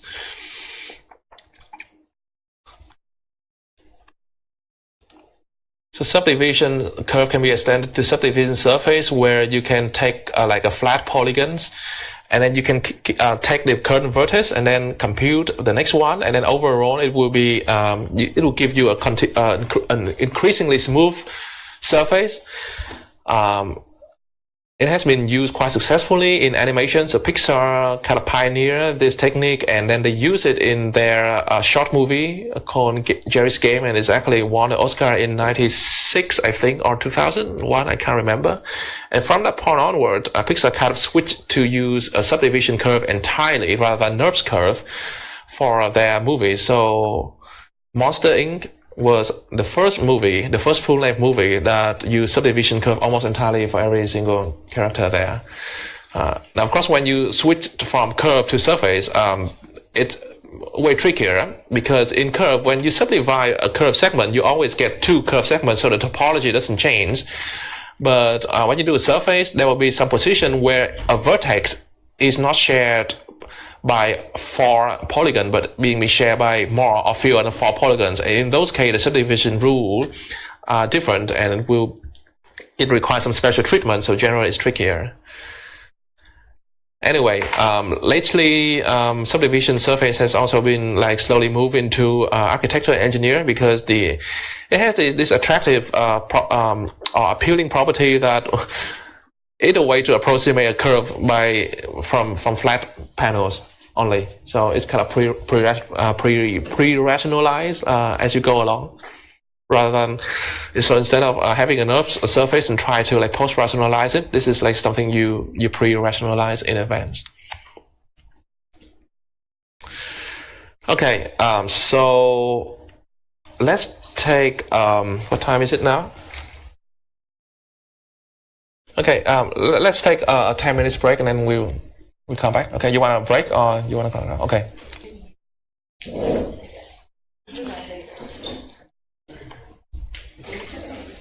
Okay.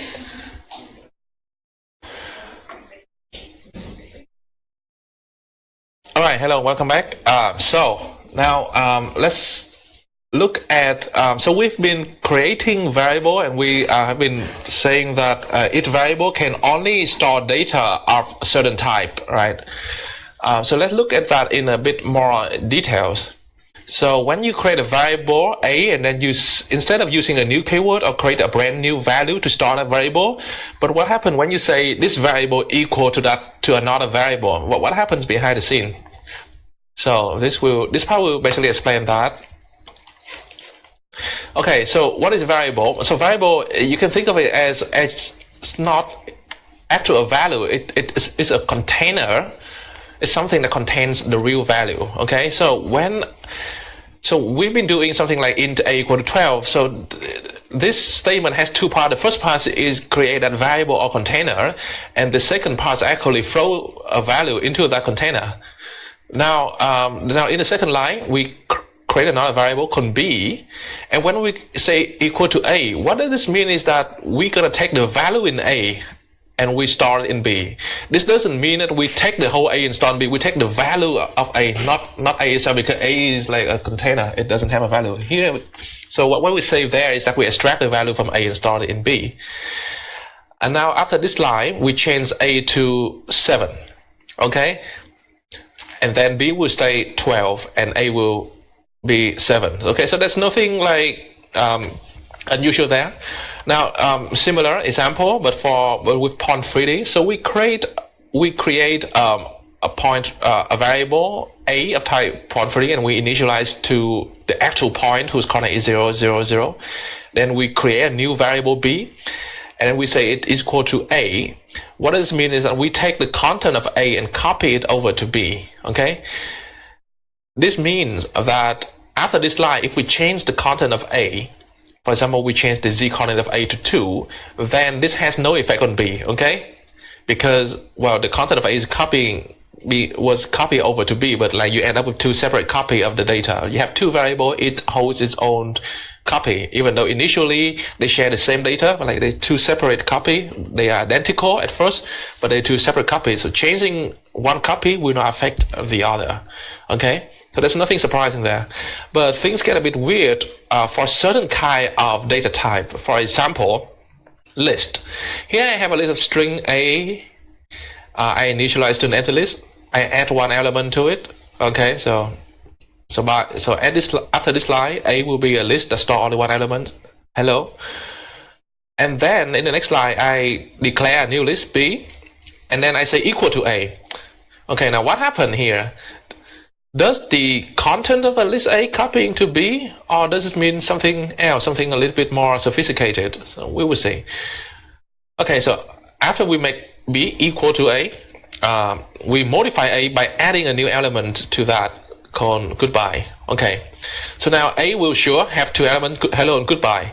The question is, what happened to B? Will B have only one element, hello, or will it have two elements? So you may have thought that B will have only one element, because what happened to A from this point onward has no influence on B whatsoever, like in these two examples. But as a matter of fact, it does, because this data type behaves differently from this data type. Okay, so let's look at it a bit more detailed. And this is generally for if you're not used to programming, or like if you pick up like scripting at first, this can be a bit confusing, but it's actually quite crucial. If you don't understand it properly, you might get some very weird or unexpected behavior when you declare and copy variable or assign variable around. Okay, so what is actually stored inside a variable? So as I say, variable is just a container to store data, but what is the data? So for number, the data is actually just a number. I mean, there's nothing surprising there. Okay, so the container A store number 12, then we create a new container B, we copy the number 12 over, and we end up with two copy. Changing the first copy has no influence on the second copy whatsoever. Same with Pond3D. Okay, so Pond3D, just two separate copy, nothing surprising there, totally as we intuitively expected. Okay, so changing the content of the first copy has no influence on the second copy. However, for list, and as you see later on, many type in Rhino Common will behave in this way. Like mesh curve, they will not, when you say the first curve equal to the second curve, it will not give you two separate copy of the curve.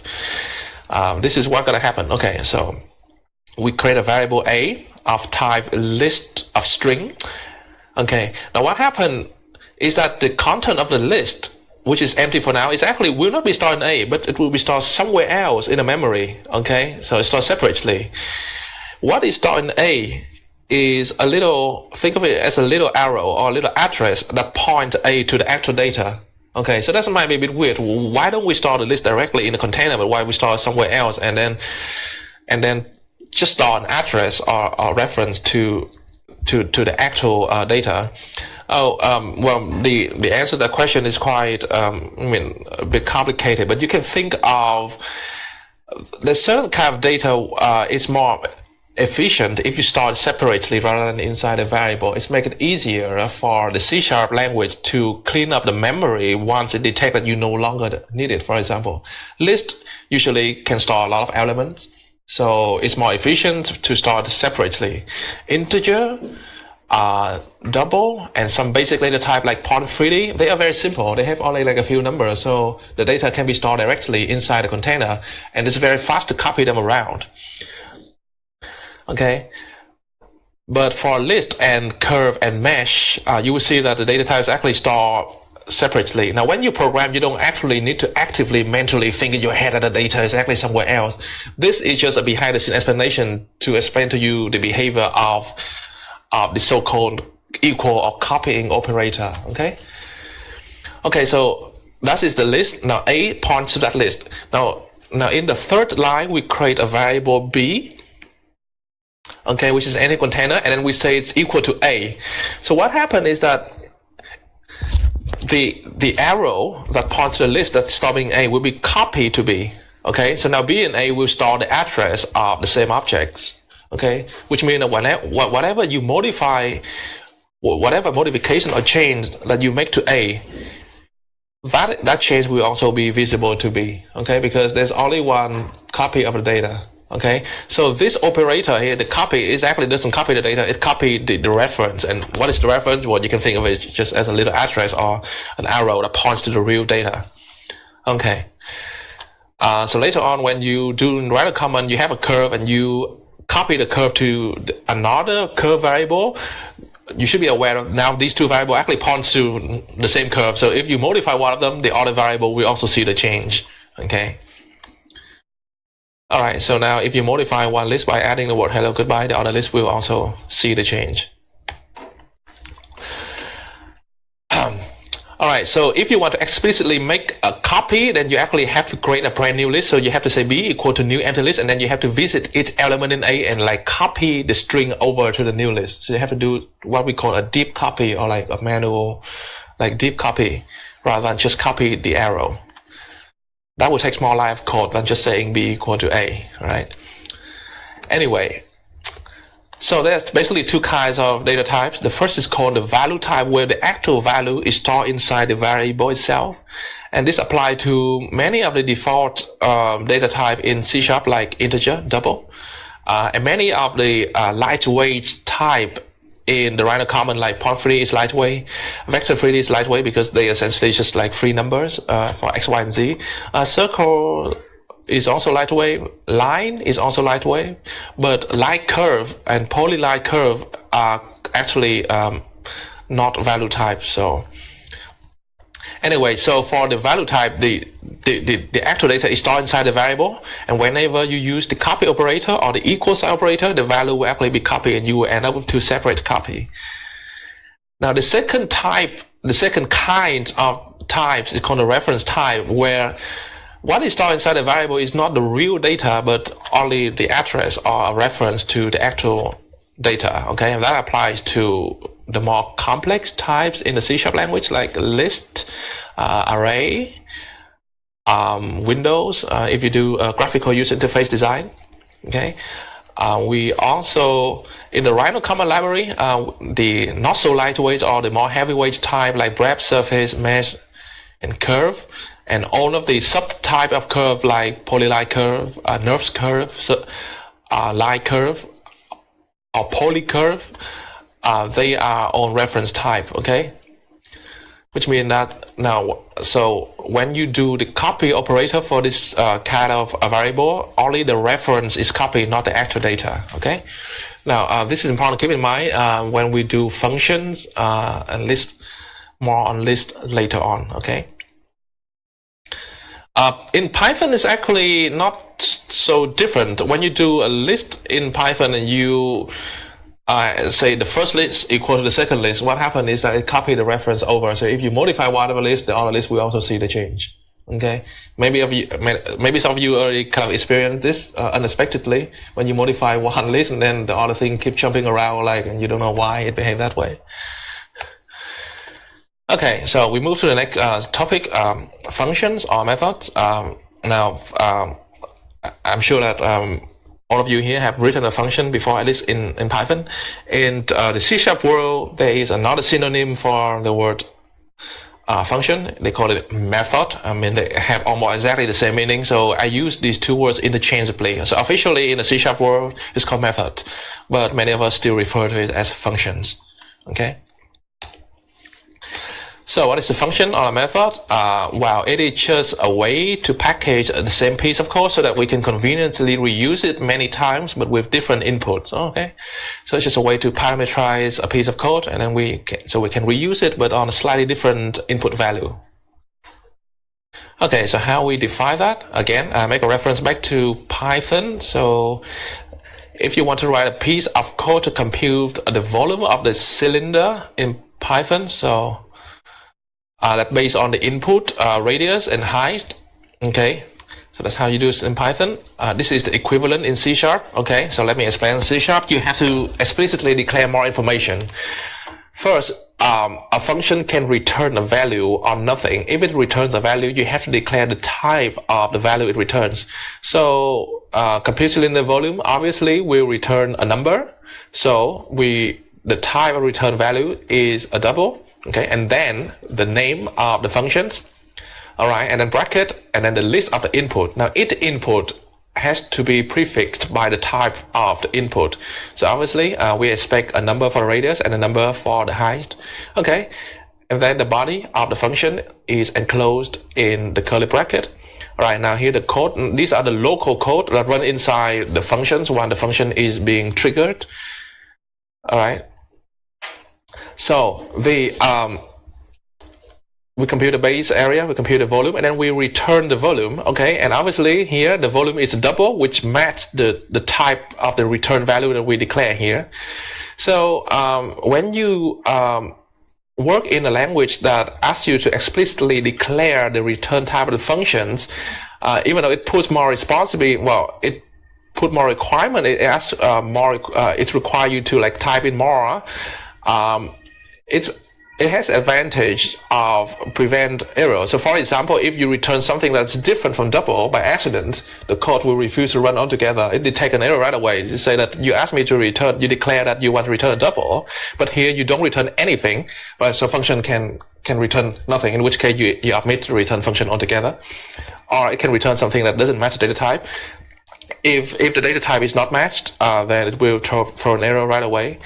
Here, it will happily return anything or not return anything at all. So it put more responsibility on you as a programmer to make sure that you know what you're doing, okay? All right, so after we have, okay, so where do we write a function in the C# script components? Okay, so if you open, so let's create a brand new C# component.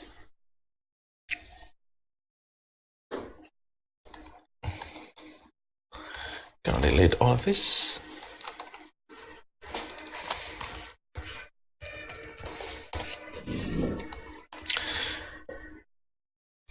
Okay, this function doesn't really use any input because we don't really care about input for now. Let's open the code editor.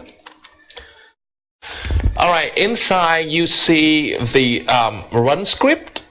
Okay, and then here we type the code here. Now, this is another section called custom additional code where we can declare extra stuff. And for now, the first extra stuff that we're going to declare or define is the functions, okay? So again, here's your run script function, and then below the run script function, there is some space available for you to declare some custom additional code. So we can define our custom function here. So we declare a function, we define a function that computes cylinder volume, that take in two numbers, okay? Do some math with it, compute a number, and then return that number, okay? Now we define a function, and now we can use this function in the main part of a C# script component, okay? So for example, I can call compute cylinder volume. This should be capital C. I'm sorry, let me fix it very quickly.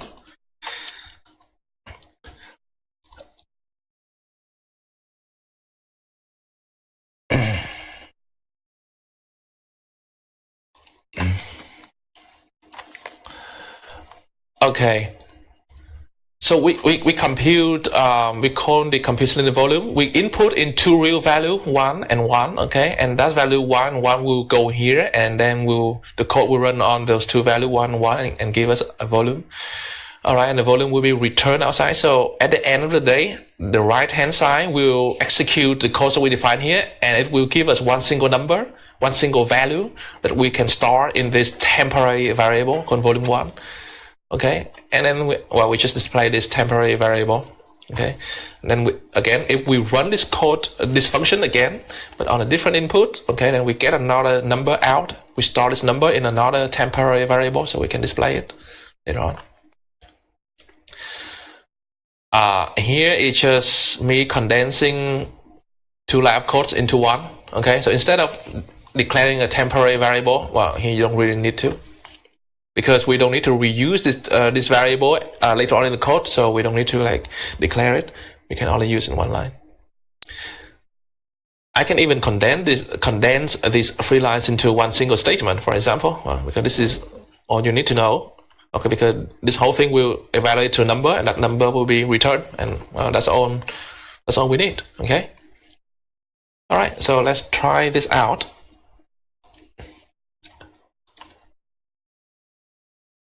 All right, so this file function that return a double. Okay, the function is called compute cylinder volume. That take in two number. The first number called R, the second number called H. All right, inside this function locally, we will have to define some temporary variable just for our intermediate computation step, like the base area equal to math.py. So math is a special library that is available to the C# language by default. So we just say math dot, okay.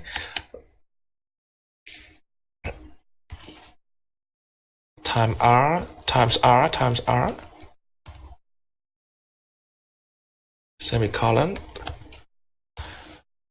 Okay, and then we compute the volume.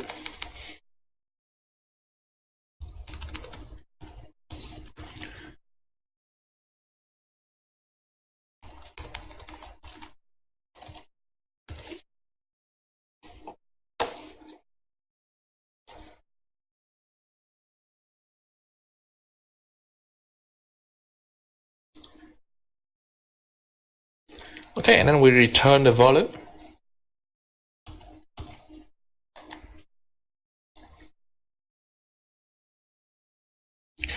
All right, now we can call the functions, get a value, and print it out. So compute cylinder volume, cylinder. All right, give it some hard code in value. Otherwise, we can always use a value from outside.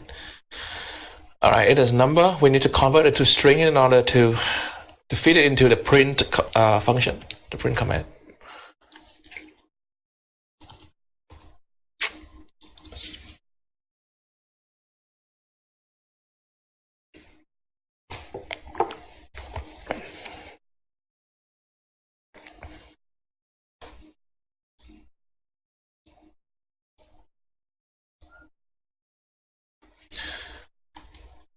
Okay, because we use the print command to display, this means that the result will come out of the out part, not the A part.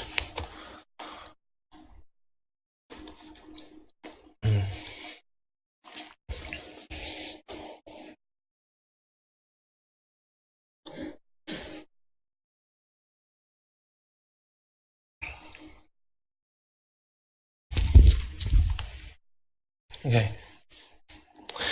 Now, you guys got it working? Okay, just to demonstrate my point, what if I return a string? Okay, now if I run this, not even run, if I just like attempt to compile this, I will get an error message. It say that, well, I cannot convert a string to a double. I mean, you declare that you want to return a double, and now you actually return a string. So C# will try to like see if we can convert a string to a double, and by default, there's no such method to do. So it complains an error right away. Okay. Now in Python, you don't declare the return type here. So if you return the string hello, it will happily return it for you, and probably you will not see the error until many lines down later in the code. So it's put more responsibility on you. It's simpler to declare a function in Python, but again, it's slightly easier to mess up, and you have to be extra careful and more responsible. Okay.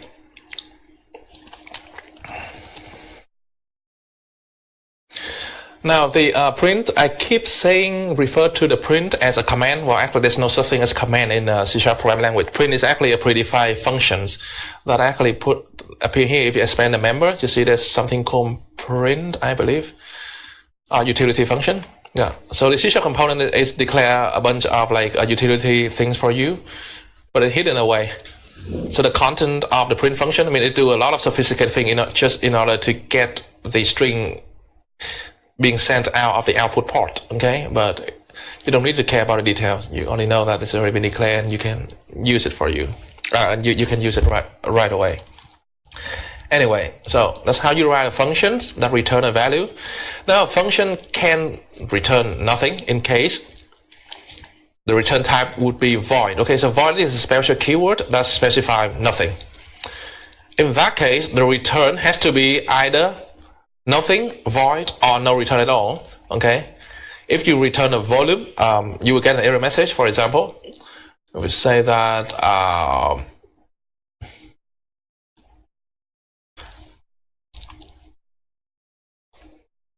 it says that the function compute cylinder volume returns void because that's what you declare,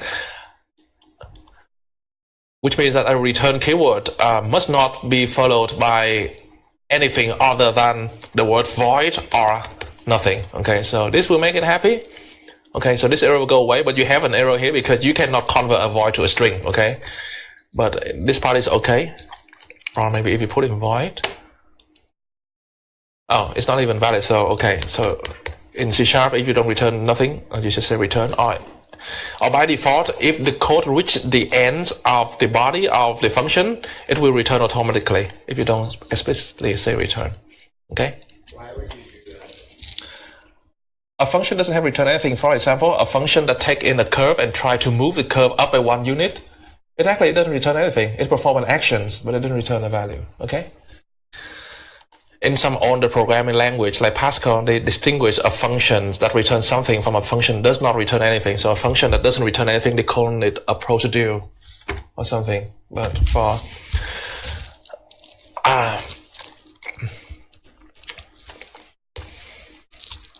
or maybe if you write a function that take in some object and then just use the print command to print out some information of that thing, that one also doesn't return anything because it's just perform the print command, for example.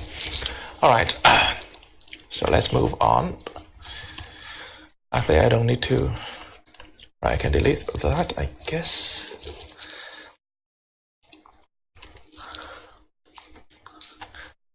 All right, so a function and method, in a way, is like a black box because it hide all of the details away from the user.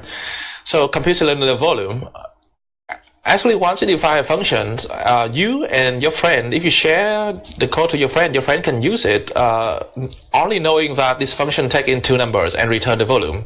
Your friend doesn't even need to know the formula of computing the volume of this cylinder. Okay, so it hides the detail from the user. It's a way to like abstract the code to something more higher level. Okay, and similarly, like the print function that we've been using is actually behind the scene. There are like quite a few number of lines of code in order to send that little piece of text out to the Grasshopper canvas. But from our perspective, we only need to say print and fit in a piece of text and nothing else, and it will work. Okay, so now this is again an important concept related to function that is not available in Python, but in C# it's everywhere. In Rhino Common, it's everywhere. And Python, you only have half of this concept in Python. I will explain as we go along. Okay, so function overloading. What does it mean? So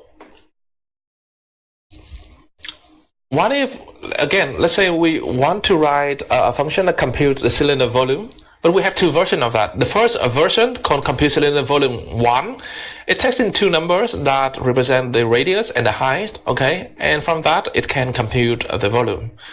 Now, just for convenience, I want to write a second version of the volume, of the compute cylinder volume functions, but this time, instead of taking the height, I take in the point at the bottom, at the bottom center of the circular face and then the top center, okay?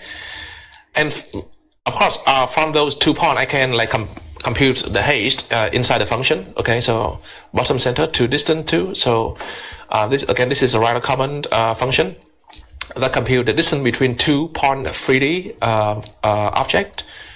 Okay, so it depends on what kind of data available. You use the write function just for convenience. Okay, so here I have basically the function had a kind of the same meaning, compute cylinder volume, but because I need to make 2 separate function, two separate versions that take in 2 different set of inputs. The first is 2 numbers. The second version take in a number and 2 point freely. And because of that, you may think that I have to give this guy a different name, because these are two separate functions, two different functions, so I have to give it two different names. However, C# allow you to use the same name to represent different flavors of a function. So if you have a function right here, and then later on you define a function with the same name, but with a different input list, C# will allow you to do that. This is something that you cannot do in Python. Because in Python, you do not explicitly declare the type of the input. So there's no way Python know which one you want to use or not. Okay, but in C#, you can, okay? And if you look at the Rhino command, there's many functions that being overloaded, okay? So when you have more than one version of a function, we call it function overload, or basically you overload the function. And this is a very common practice in programming in general. All right. So, we are not going to try this out. I think it's fairly straightforward to understand, but like if you declare these two functions in the custom additional code, C# will be totally happy. And then in the main part of the C# component, you call the compute cylinder volume, and then depending on whether you give it two numbers or one number and 2 point freely, C# will automatically call the right version for you. Okay. So more details behind the scene. So we know that this kind of concept is called function overloading. Okay. Now, related to this function overloading, there's something called the function signature. So the signature is basically the one that used to represent the versions of the function that share the same name. Okay. So what is the signature? Well, the signature is just forget this part. So let's just demonstrate that you called the function like two different versions of the function. So this one will trigger this version of compute cylinder volume. This time, this one will trigger the second version, because it depends on the input. C# will choose the right version for you. Okay, but let's look at behind the scene to see how C# can like do it behind the scene, so that when you get an error message, you kind of understand what caused the error. All right, so behind the scene, this thing called the function signatures can be used to uniquely identify the version or the flavor of the function that share the same name. Okay, so the function signature is defined by basically the name of the function and the type of the input. Okay, the name of the variable is irrelevant. You can call it anything you want, right? It's the types that matter. Now, the return type actually doesn't really help in uniquely identify which one you want to call, if you think about it. Okay, so that's why the signature does not include a return type. You can have one version that returns double and one other version that doesn't return anything. And it's still a valid C# overloading function, even though meaningfully, well, we want the compute volume, so we always want to return a double. But if you want to return void, it's still happily. So this is what a signature look like. This is not C# code, by the way. It's just like a way to visualize what a signature. So this is the signature of this function. It's just the name and the type of the input parameters. And this is the signature of the second version of the same function. So again, same name, different. All right. So which means that if you try to overload function by this time, let's say that I want to overload this function by, having the first version take in 2 double, R and H. The second version also take in 2 double, but with like a different name. Now this is an invalid overload, because now these two guys have the same signature. So if you try to run this code, you will get an error message say that inside the script instance class, we have not talked about class yet, but when you type in the code, your code lives inside this class called script instance. And basically, the error message say that inside the script instance, there's already a functions that called compute cylinder volume and takes in a double and a double. So you see, the name has no effect on the signature. So when you define two functions that have the same list of inputs, and then when you call it in the code, C# will never know which one you want to call. That's why it disallows this thing. Okay, same. So this time, even as I said earlier, the void, the return type is not part of the signature. So these two functions has may look different, but they have the same signature. So they will be invalid when you define them together, because when you call complete cylinder volume and give it two numbers, again, C# doesn't know which one you want to use, so it will disallow this definition as well. Okay, now if you have two, so these are the two valid versions of complete cylinder volume, and when you use it, and then let's say you try to use one of the version, but the input list does not match any of these predefined version, then you will get an error message say that no overloading method for complete cylinder volume that takes 0 argument, for example, because, well, you haven't defined any that takes in 0 argument. Or sometime if you try to fit in a number and the point, it will try to find the best match, and it will say the best overload method match. Basically, the closest one it can find is double. Okay, so if you see this error message, you basically just check your input, essentially. Okay. Now, Python, obviously, you can't overload function definition. However, you can use functions that have already been overloaded for you, because those functions were defined using C#. So when you access the Rhino Common library from Python and you call into the Rhino Common functions, you will see that those Rhino Common functions was actually originally defined C# and they have overload version.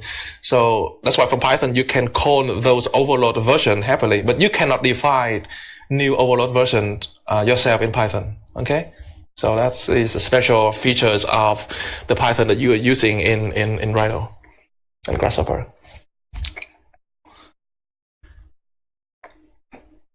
Okay, so the next thing related to functions. This is we can try it out. So what happened when we pass? So a function taking some input parameters, right? So what happened when we send inputs into the parameters? So let's see.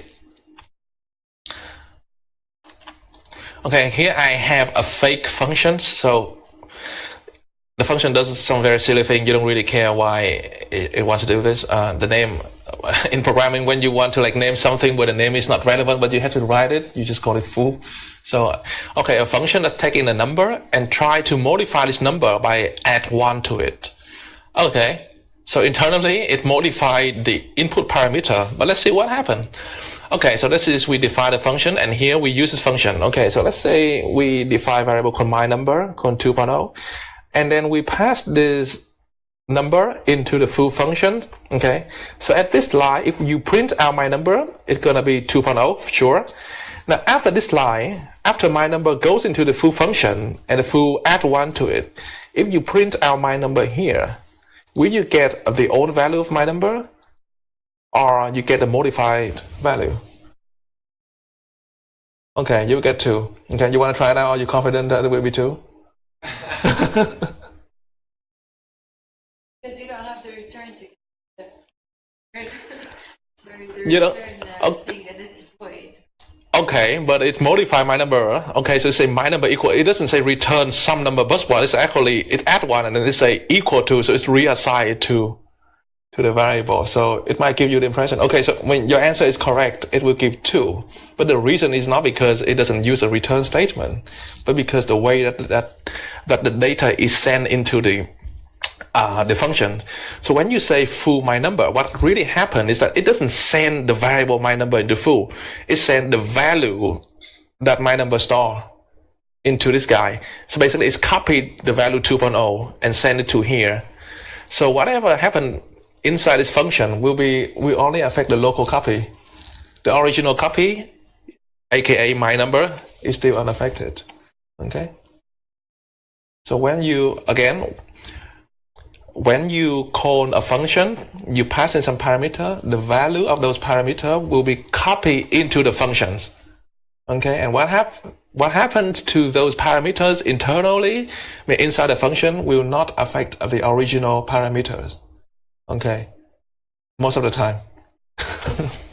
Okay, you will see some exception soon, and this it's important to aware of this, because again, otherwise you might run into some very weird error when you try to pass a curve into a function, you modify it. Surprisingly, you will see that that modification will have influence to the original curve.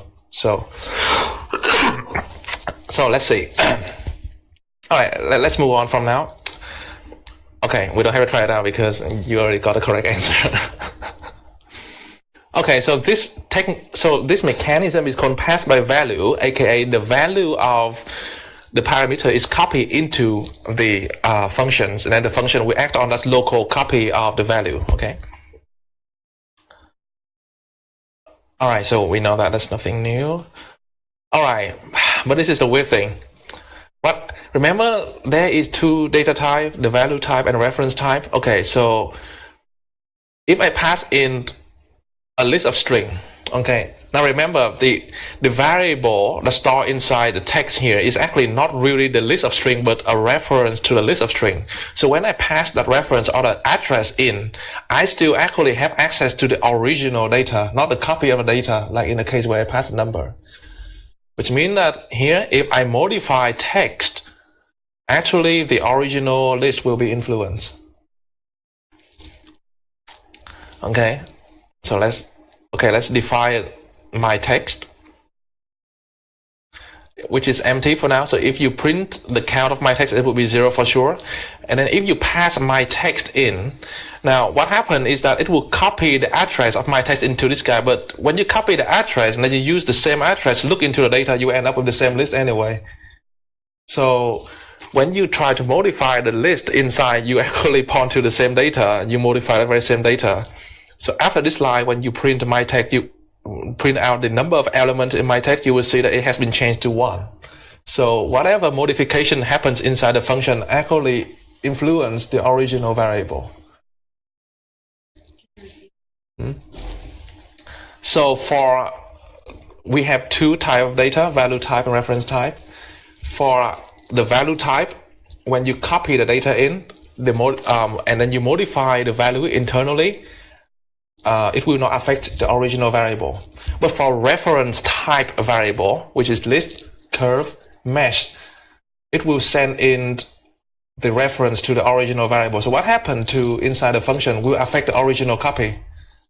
Okay, and that's important to keep in mind, because when you send in the curve and then internally you modify the curve, and then the function finish, and then you get back to the main code, the curve will change, the original curve will change. If you want it to not be changed, you have to duplicate the curve into a new curve and send that duplicate curve into the function. That's how you can preserve the original copy. Okay? So you can construct a new curve using the same data, or many of the data type inside Rhino command like curve or mesh, it has this called duplicate function. Basically, internally, it duplicates everything for you. But we're going to have some example of that on the second and the third day of the workshop, okay? So for number, for example, whenever you send in, it's automatically copied because number is so lightweight. It will copy by default. But imagine you have a list of like million points, and whenever you call the functions on the list, if it really copy the whole list in, it will take a lot of time, okay? That's why it doesn't do the copying of the whole list. It actually copy just the address, send in the address, because the address is very lightweight. But now you have to separate copy of the address, but they are the same address. They point to the same object. Remember the little arrow that I showed you before? They are two separate arrows, but they point to the same thing. So if this guy modify the original value, the other guy will see the influence. Okay, so this many of the data types that we'll be working inside Grasshopper, like curve and mesh, they will be behave in this way. Okay. All right. So that is just recall to the two data types before. All right. So we know now. Still related to the theme of like passing parameter into a functions. We know that for the value type variable, like a number, for example, the value will be copied in. Okay, so whatever happened inside will not influence the original variable. Okay, so if we pass my number in, whatever foo does to my number is totally internal and local. It has no influence. However, there are cases where we do intentionally want it to influence the original variable.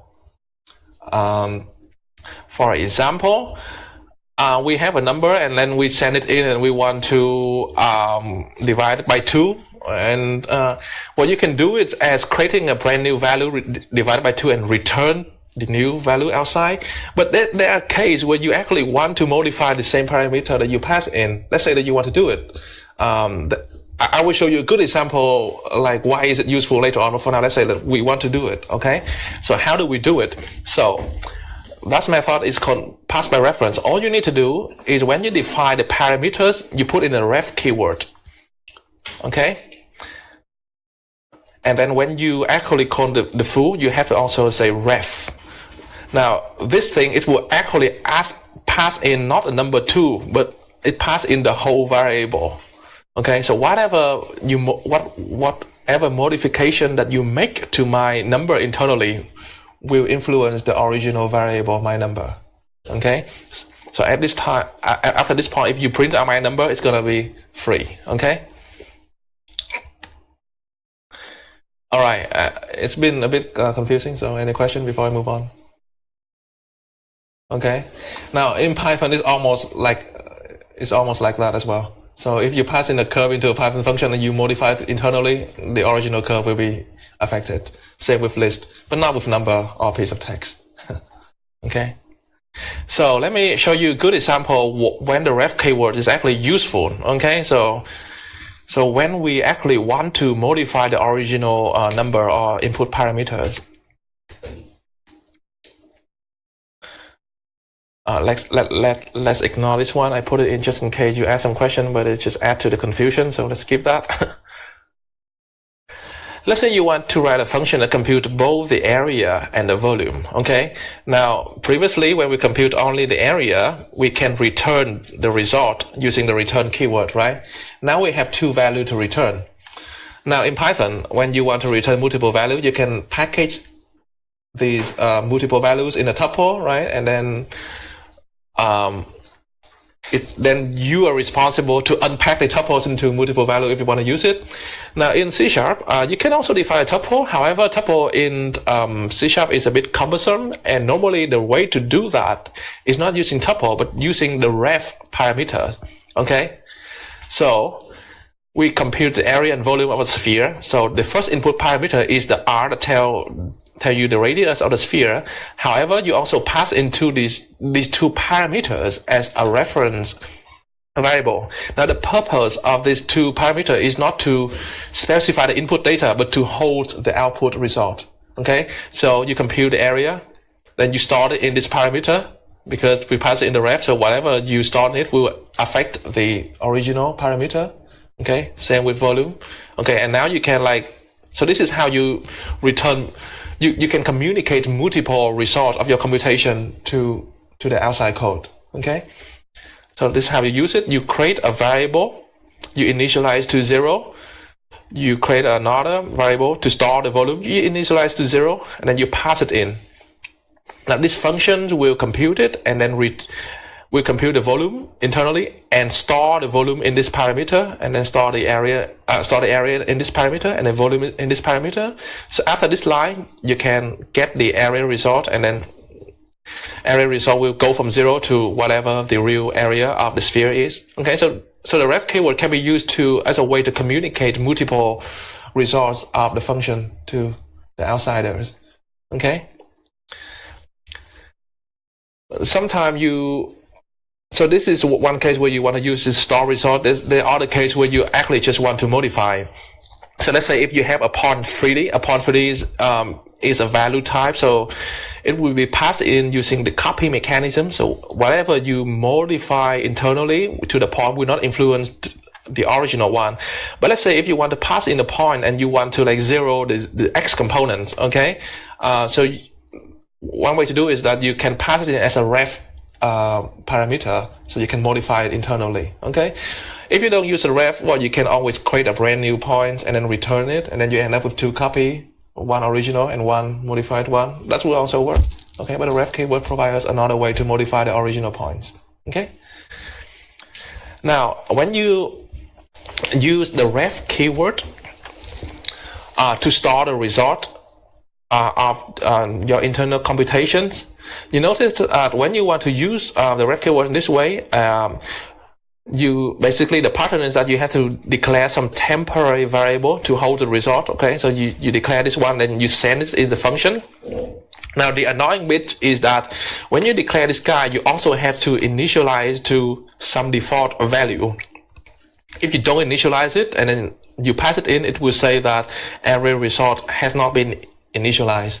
So whenever you create a variable, you have to initialize it at least once before you can use it in a function or anything else. But it's kind of annoying because I don't want to initialize it here. I only want to declare in order to have some variable to store the result. It is the responsibility of this function to actually compute the value and store it here. I don't want to actually have to initialize to 0.0. It's not a bad, but it's kind of annoying and seem to be redundant.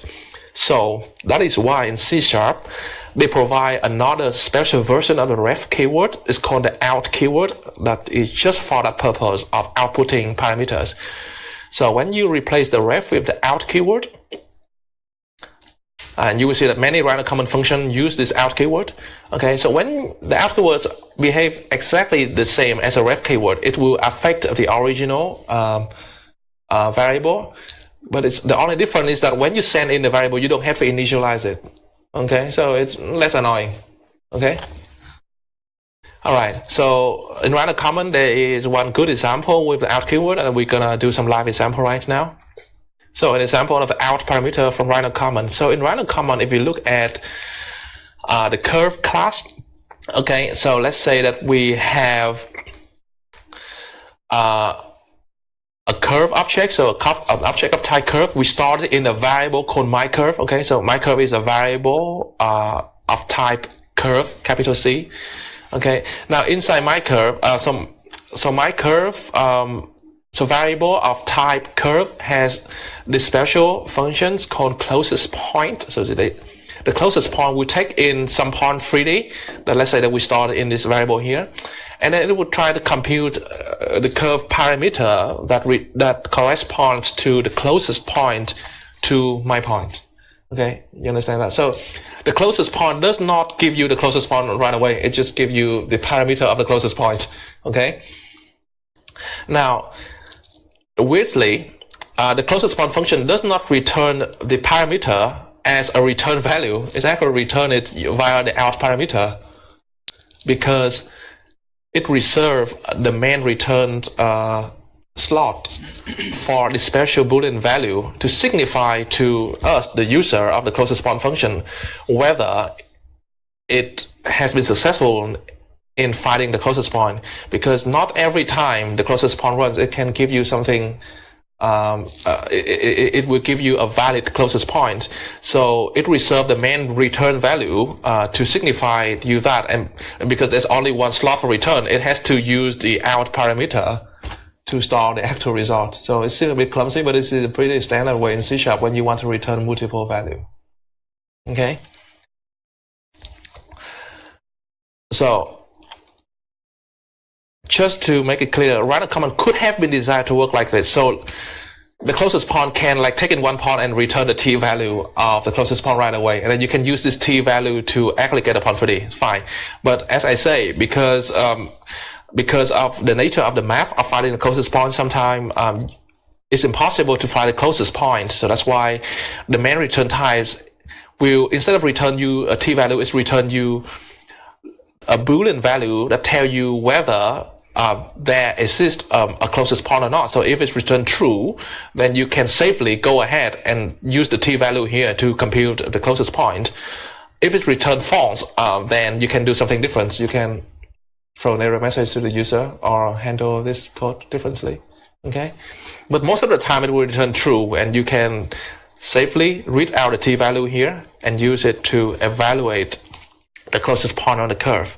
Okay, so we're gonna have a live example using this function soon.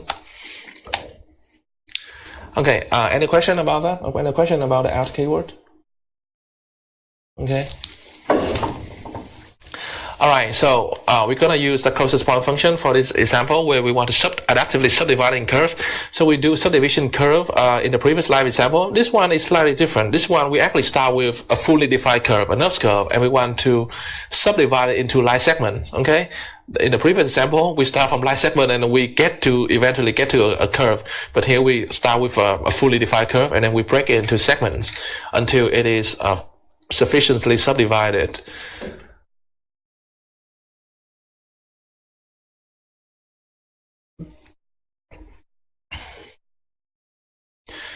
Okay, so we're gonna use a recursive function to subdivide this curve.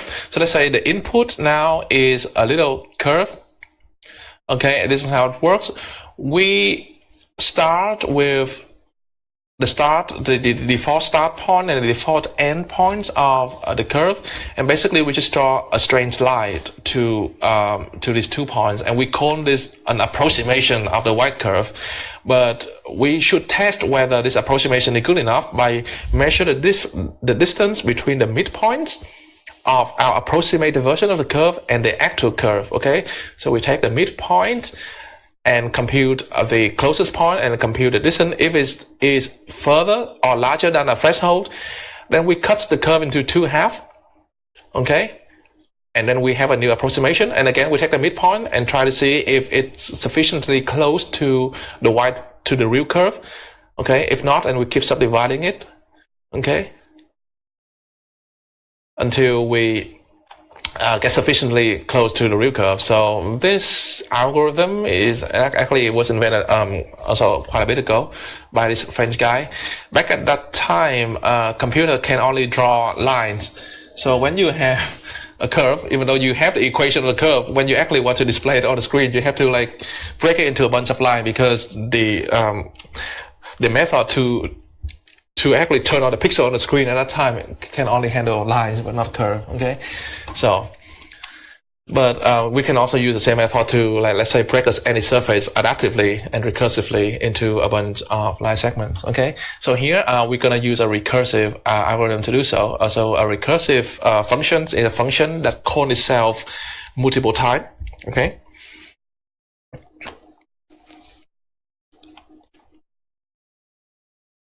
All right, so let's get back to C#.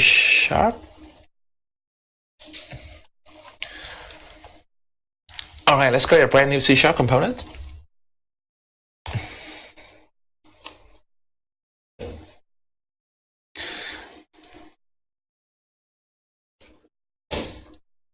The first input's gonna be curve.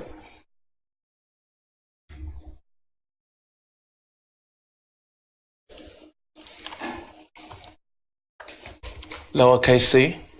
Alright, so variable names always start with lowercase letter.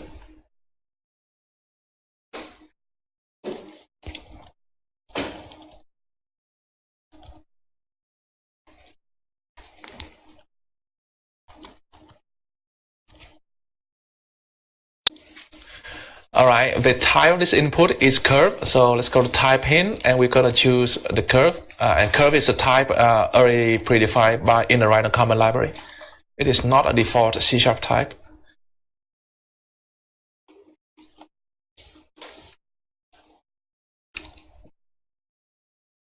So curve right here.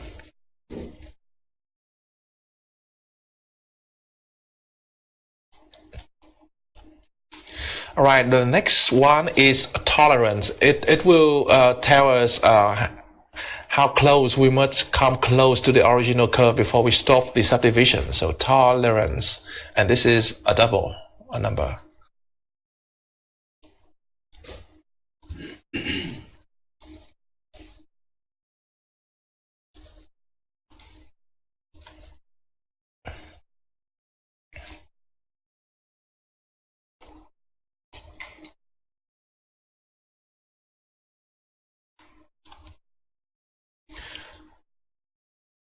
Okay, and A will just be the output port, so we just leave it as a default name.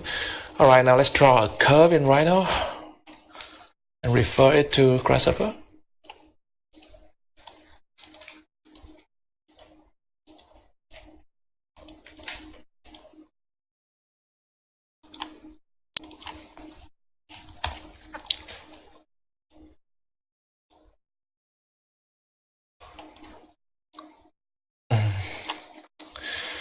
for the tolerance, we should set it.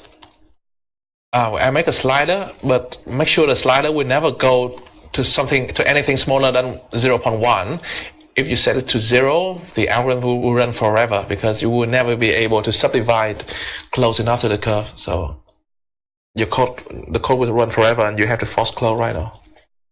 So let's safeguard it by limit the slider to 0.1.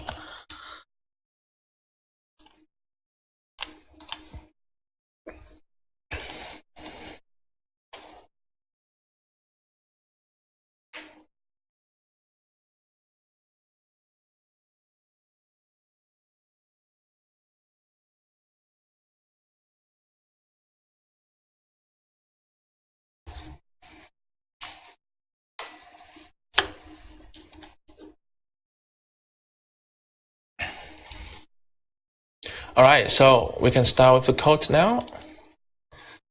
So again, let me walk you through the code first and then we can type it in.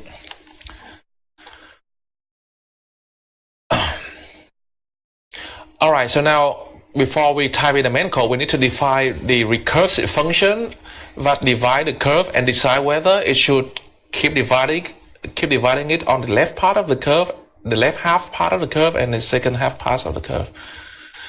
So the function is called divide curve. Okay, this function doesn't return anything. That's why the return type is a void. Okay. Now function name should be capital. So here as my bad, I'm used lowercase, but it should be uppercase.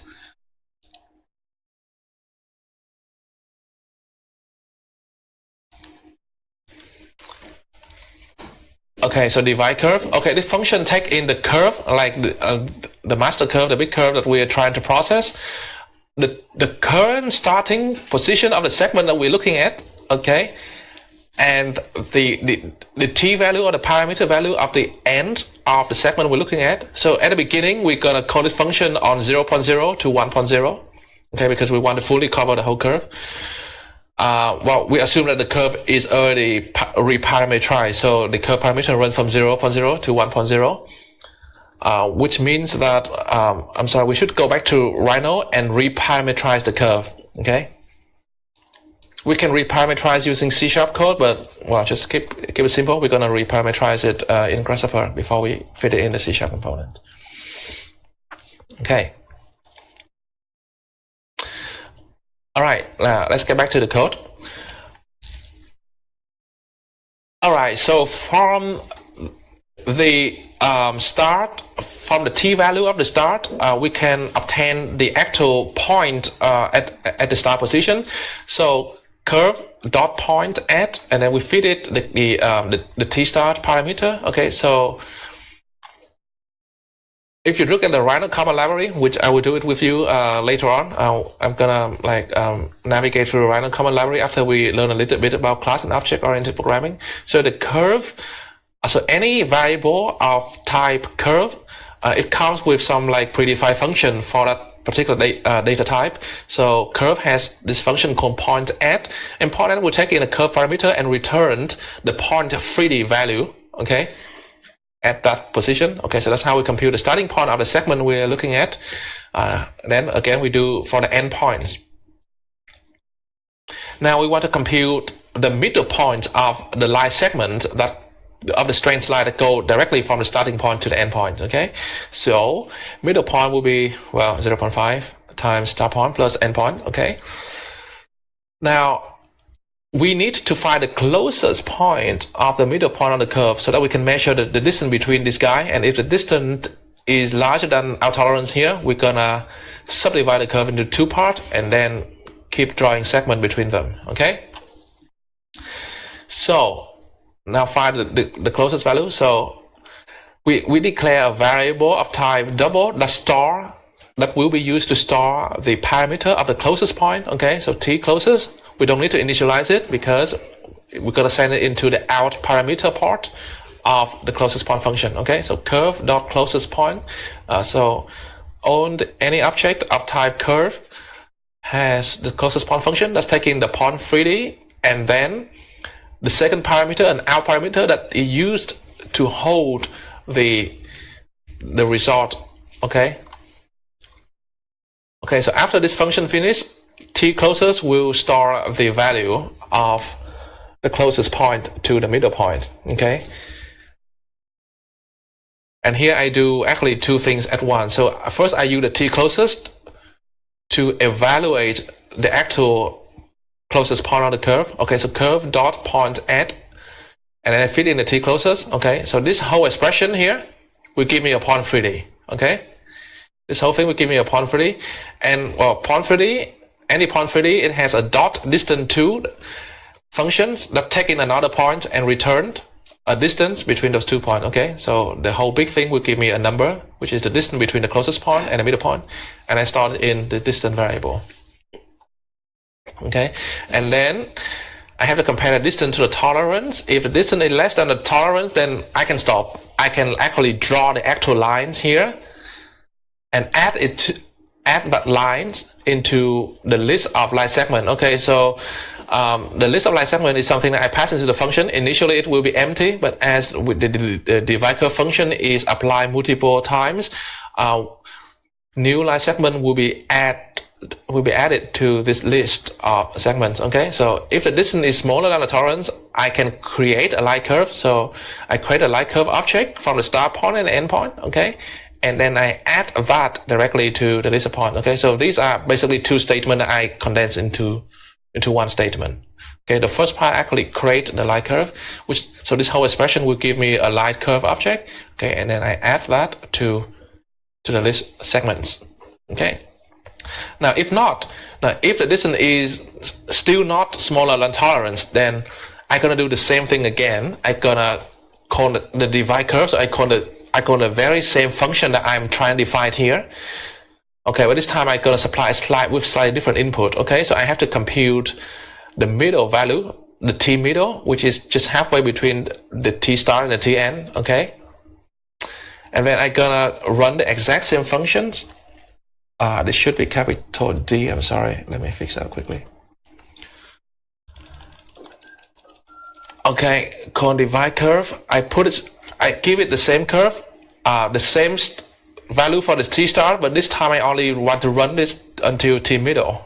Okay, same tolerance and the same list of segments. Okay, so we use the same list of segments, but we pass it through, and then new line segment will be keep adding to this list. So it's the same list. Okay, and then that is the left half part of the curve from start to t middle, t start to t middle, and then we have to do the same procedure again for the second part. Okay. All right, so that is the recursive function. We need to call this recursive function at the upper level, the master level, once between the 0.0 parameter and the 1.0. That is how we trigger the whole chain of recursive call. Okay, so after we define this function, we can go in the main part of the code. Okay, so here in the custom additional code, we define the divide curve function as we did in the previous slide. And inside the run script, we can just first let's create an empty list of segments. Okay, and then we can call the divide curve once at the highest level, fit in the curve. We fit in the parameter of the largest segment 0.0 to 1.0. The tolerance came from the tolerance comes from outside from the Grasshopper canvas. And then the list of segments. Okay, so divide curve will run, and it will call divide curve multiple times internally if it's deemed necessary until the tolerance is met. All right, and after that, after divide curve runs recursively, we can just send the list of segments to the output port A. I think in our Grasshopper canvas the output is called A now, but in the script it's called output segment. So here it should be A. Let me fix that. A, what is it? So let's think on A and then A equal to.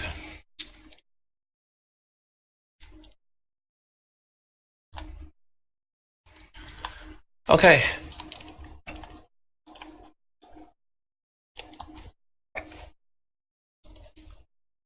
So let's do this.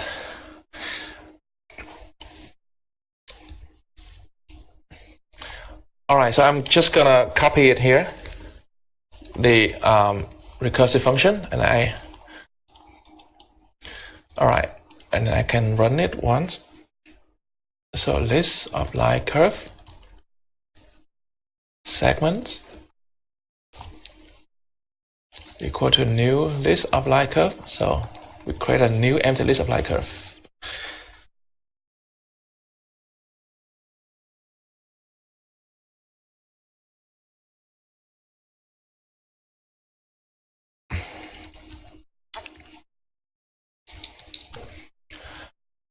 Alright, and when we call divide curve, the first recursive call, put in the curve tolerance segments 0.0, 1.0 tolerance.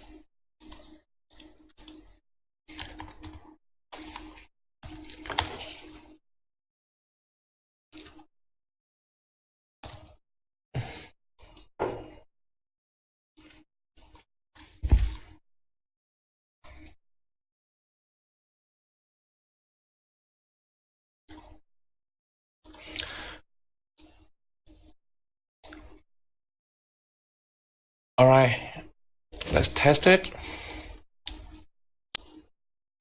So when the tolerance is very high, I basically get a strange line, but if I reduce the tolerance slowly, I should get more and more like segment. Oh, 0.1 is still like a big jump. Let me reduce it even more.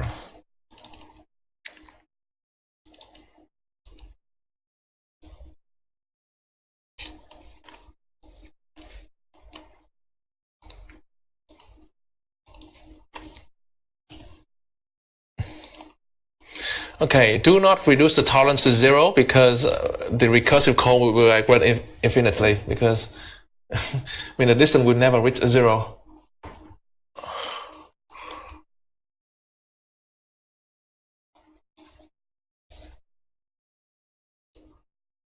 Okay.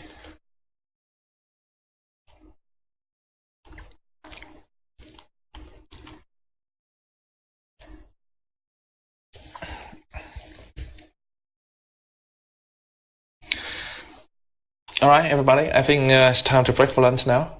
We'll continue at 2:30.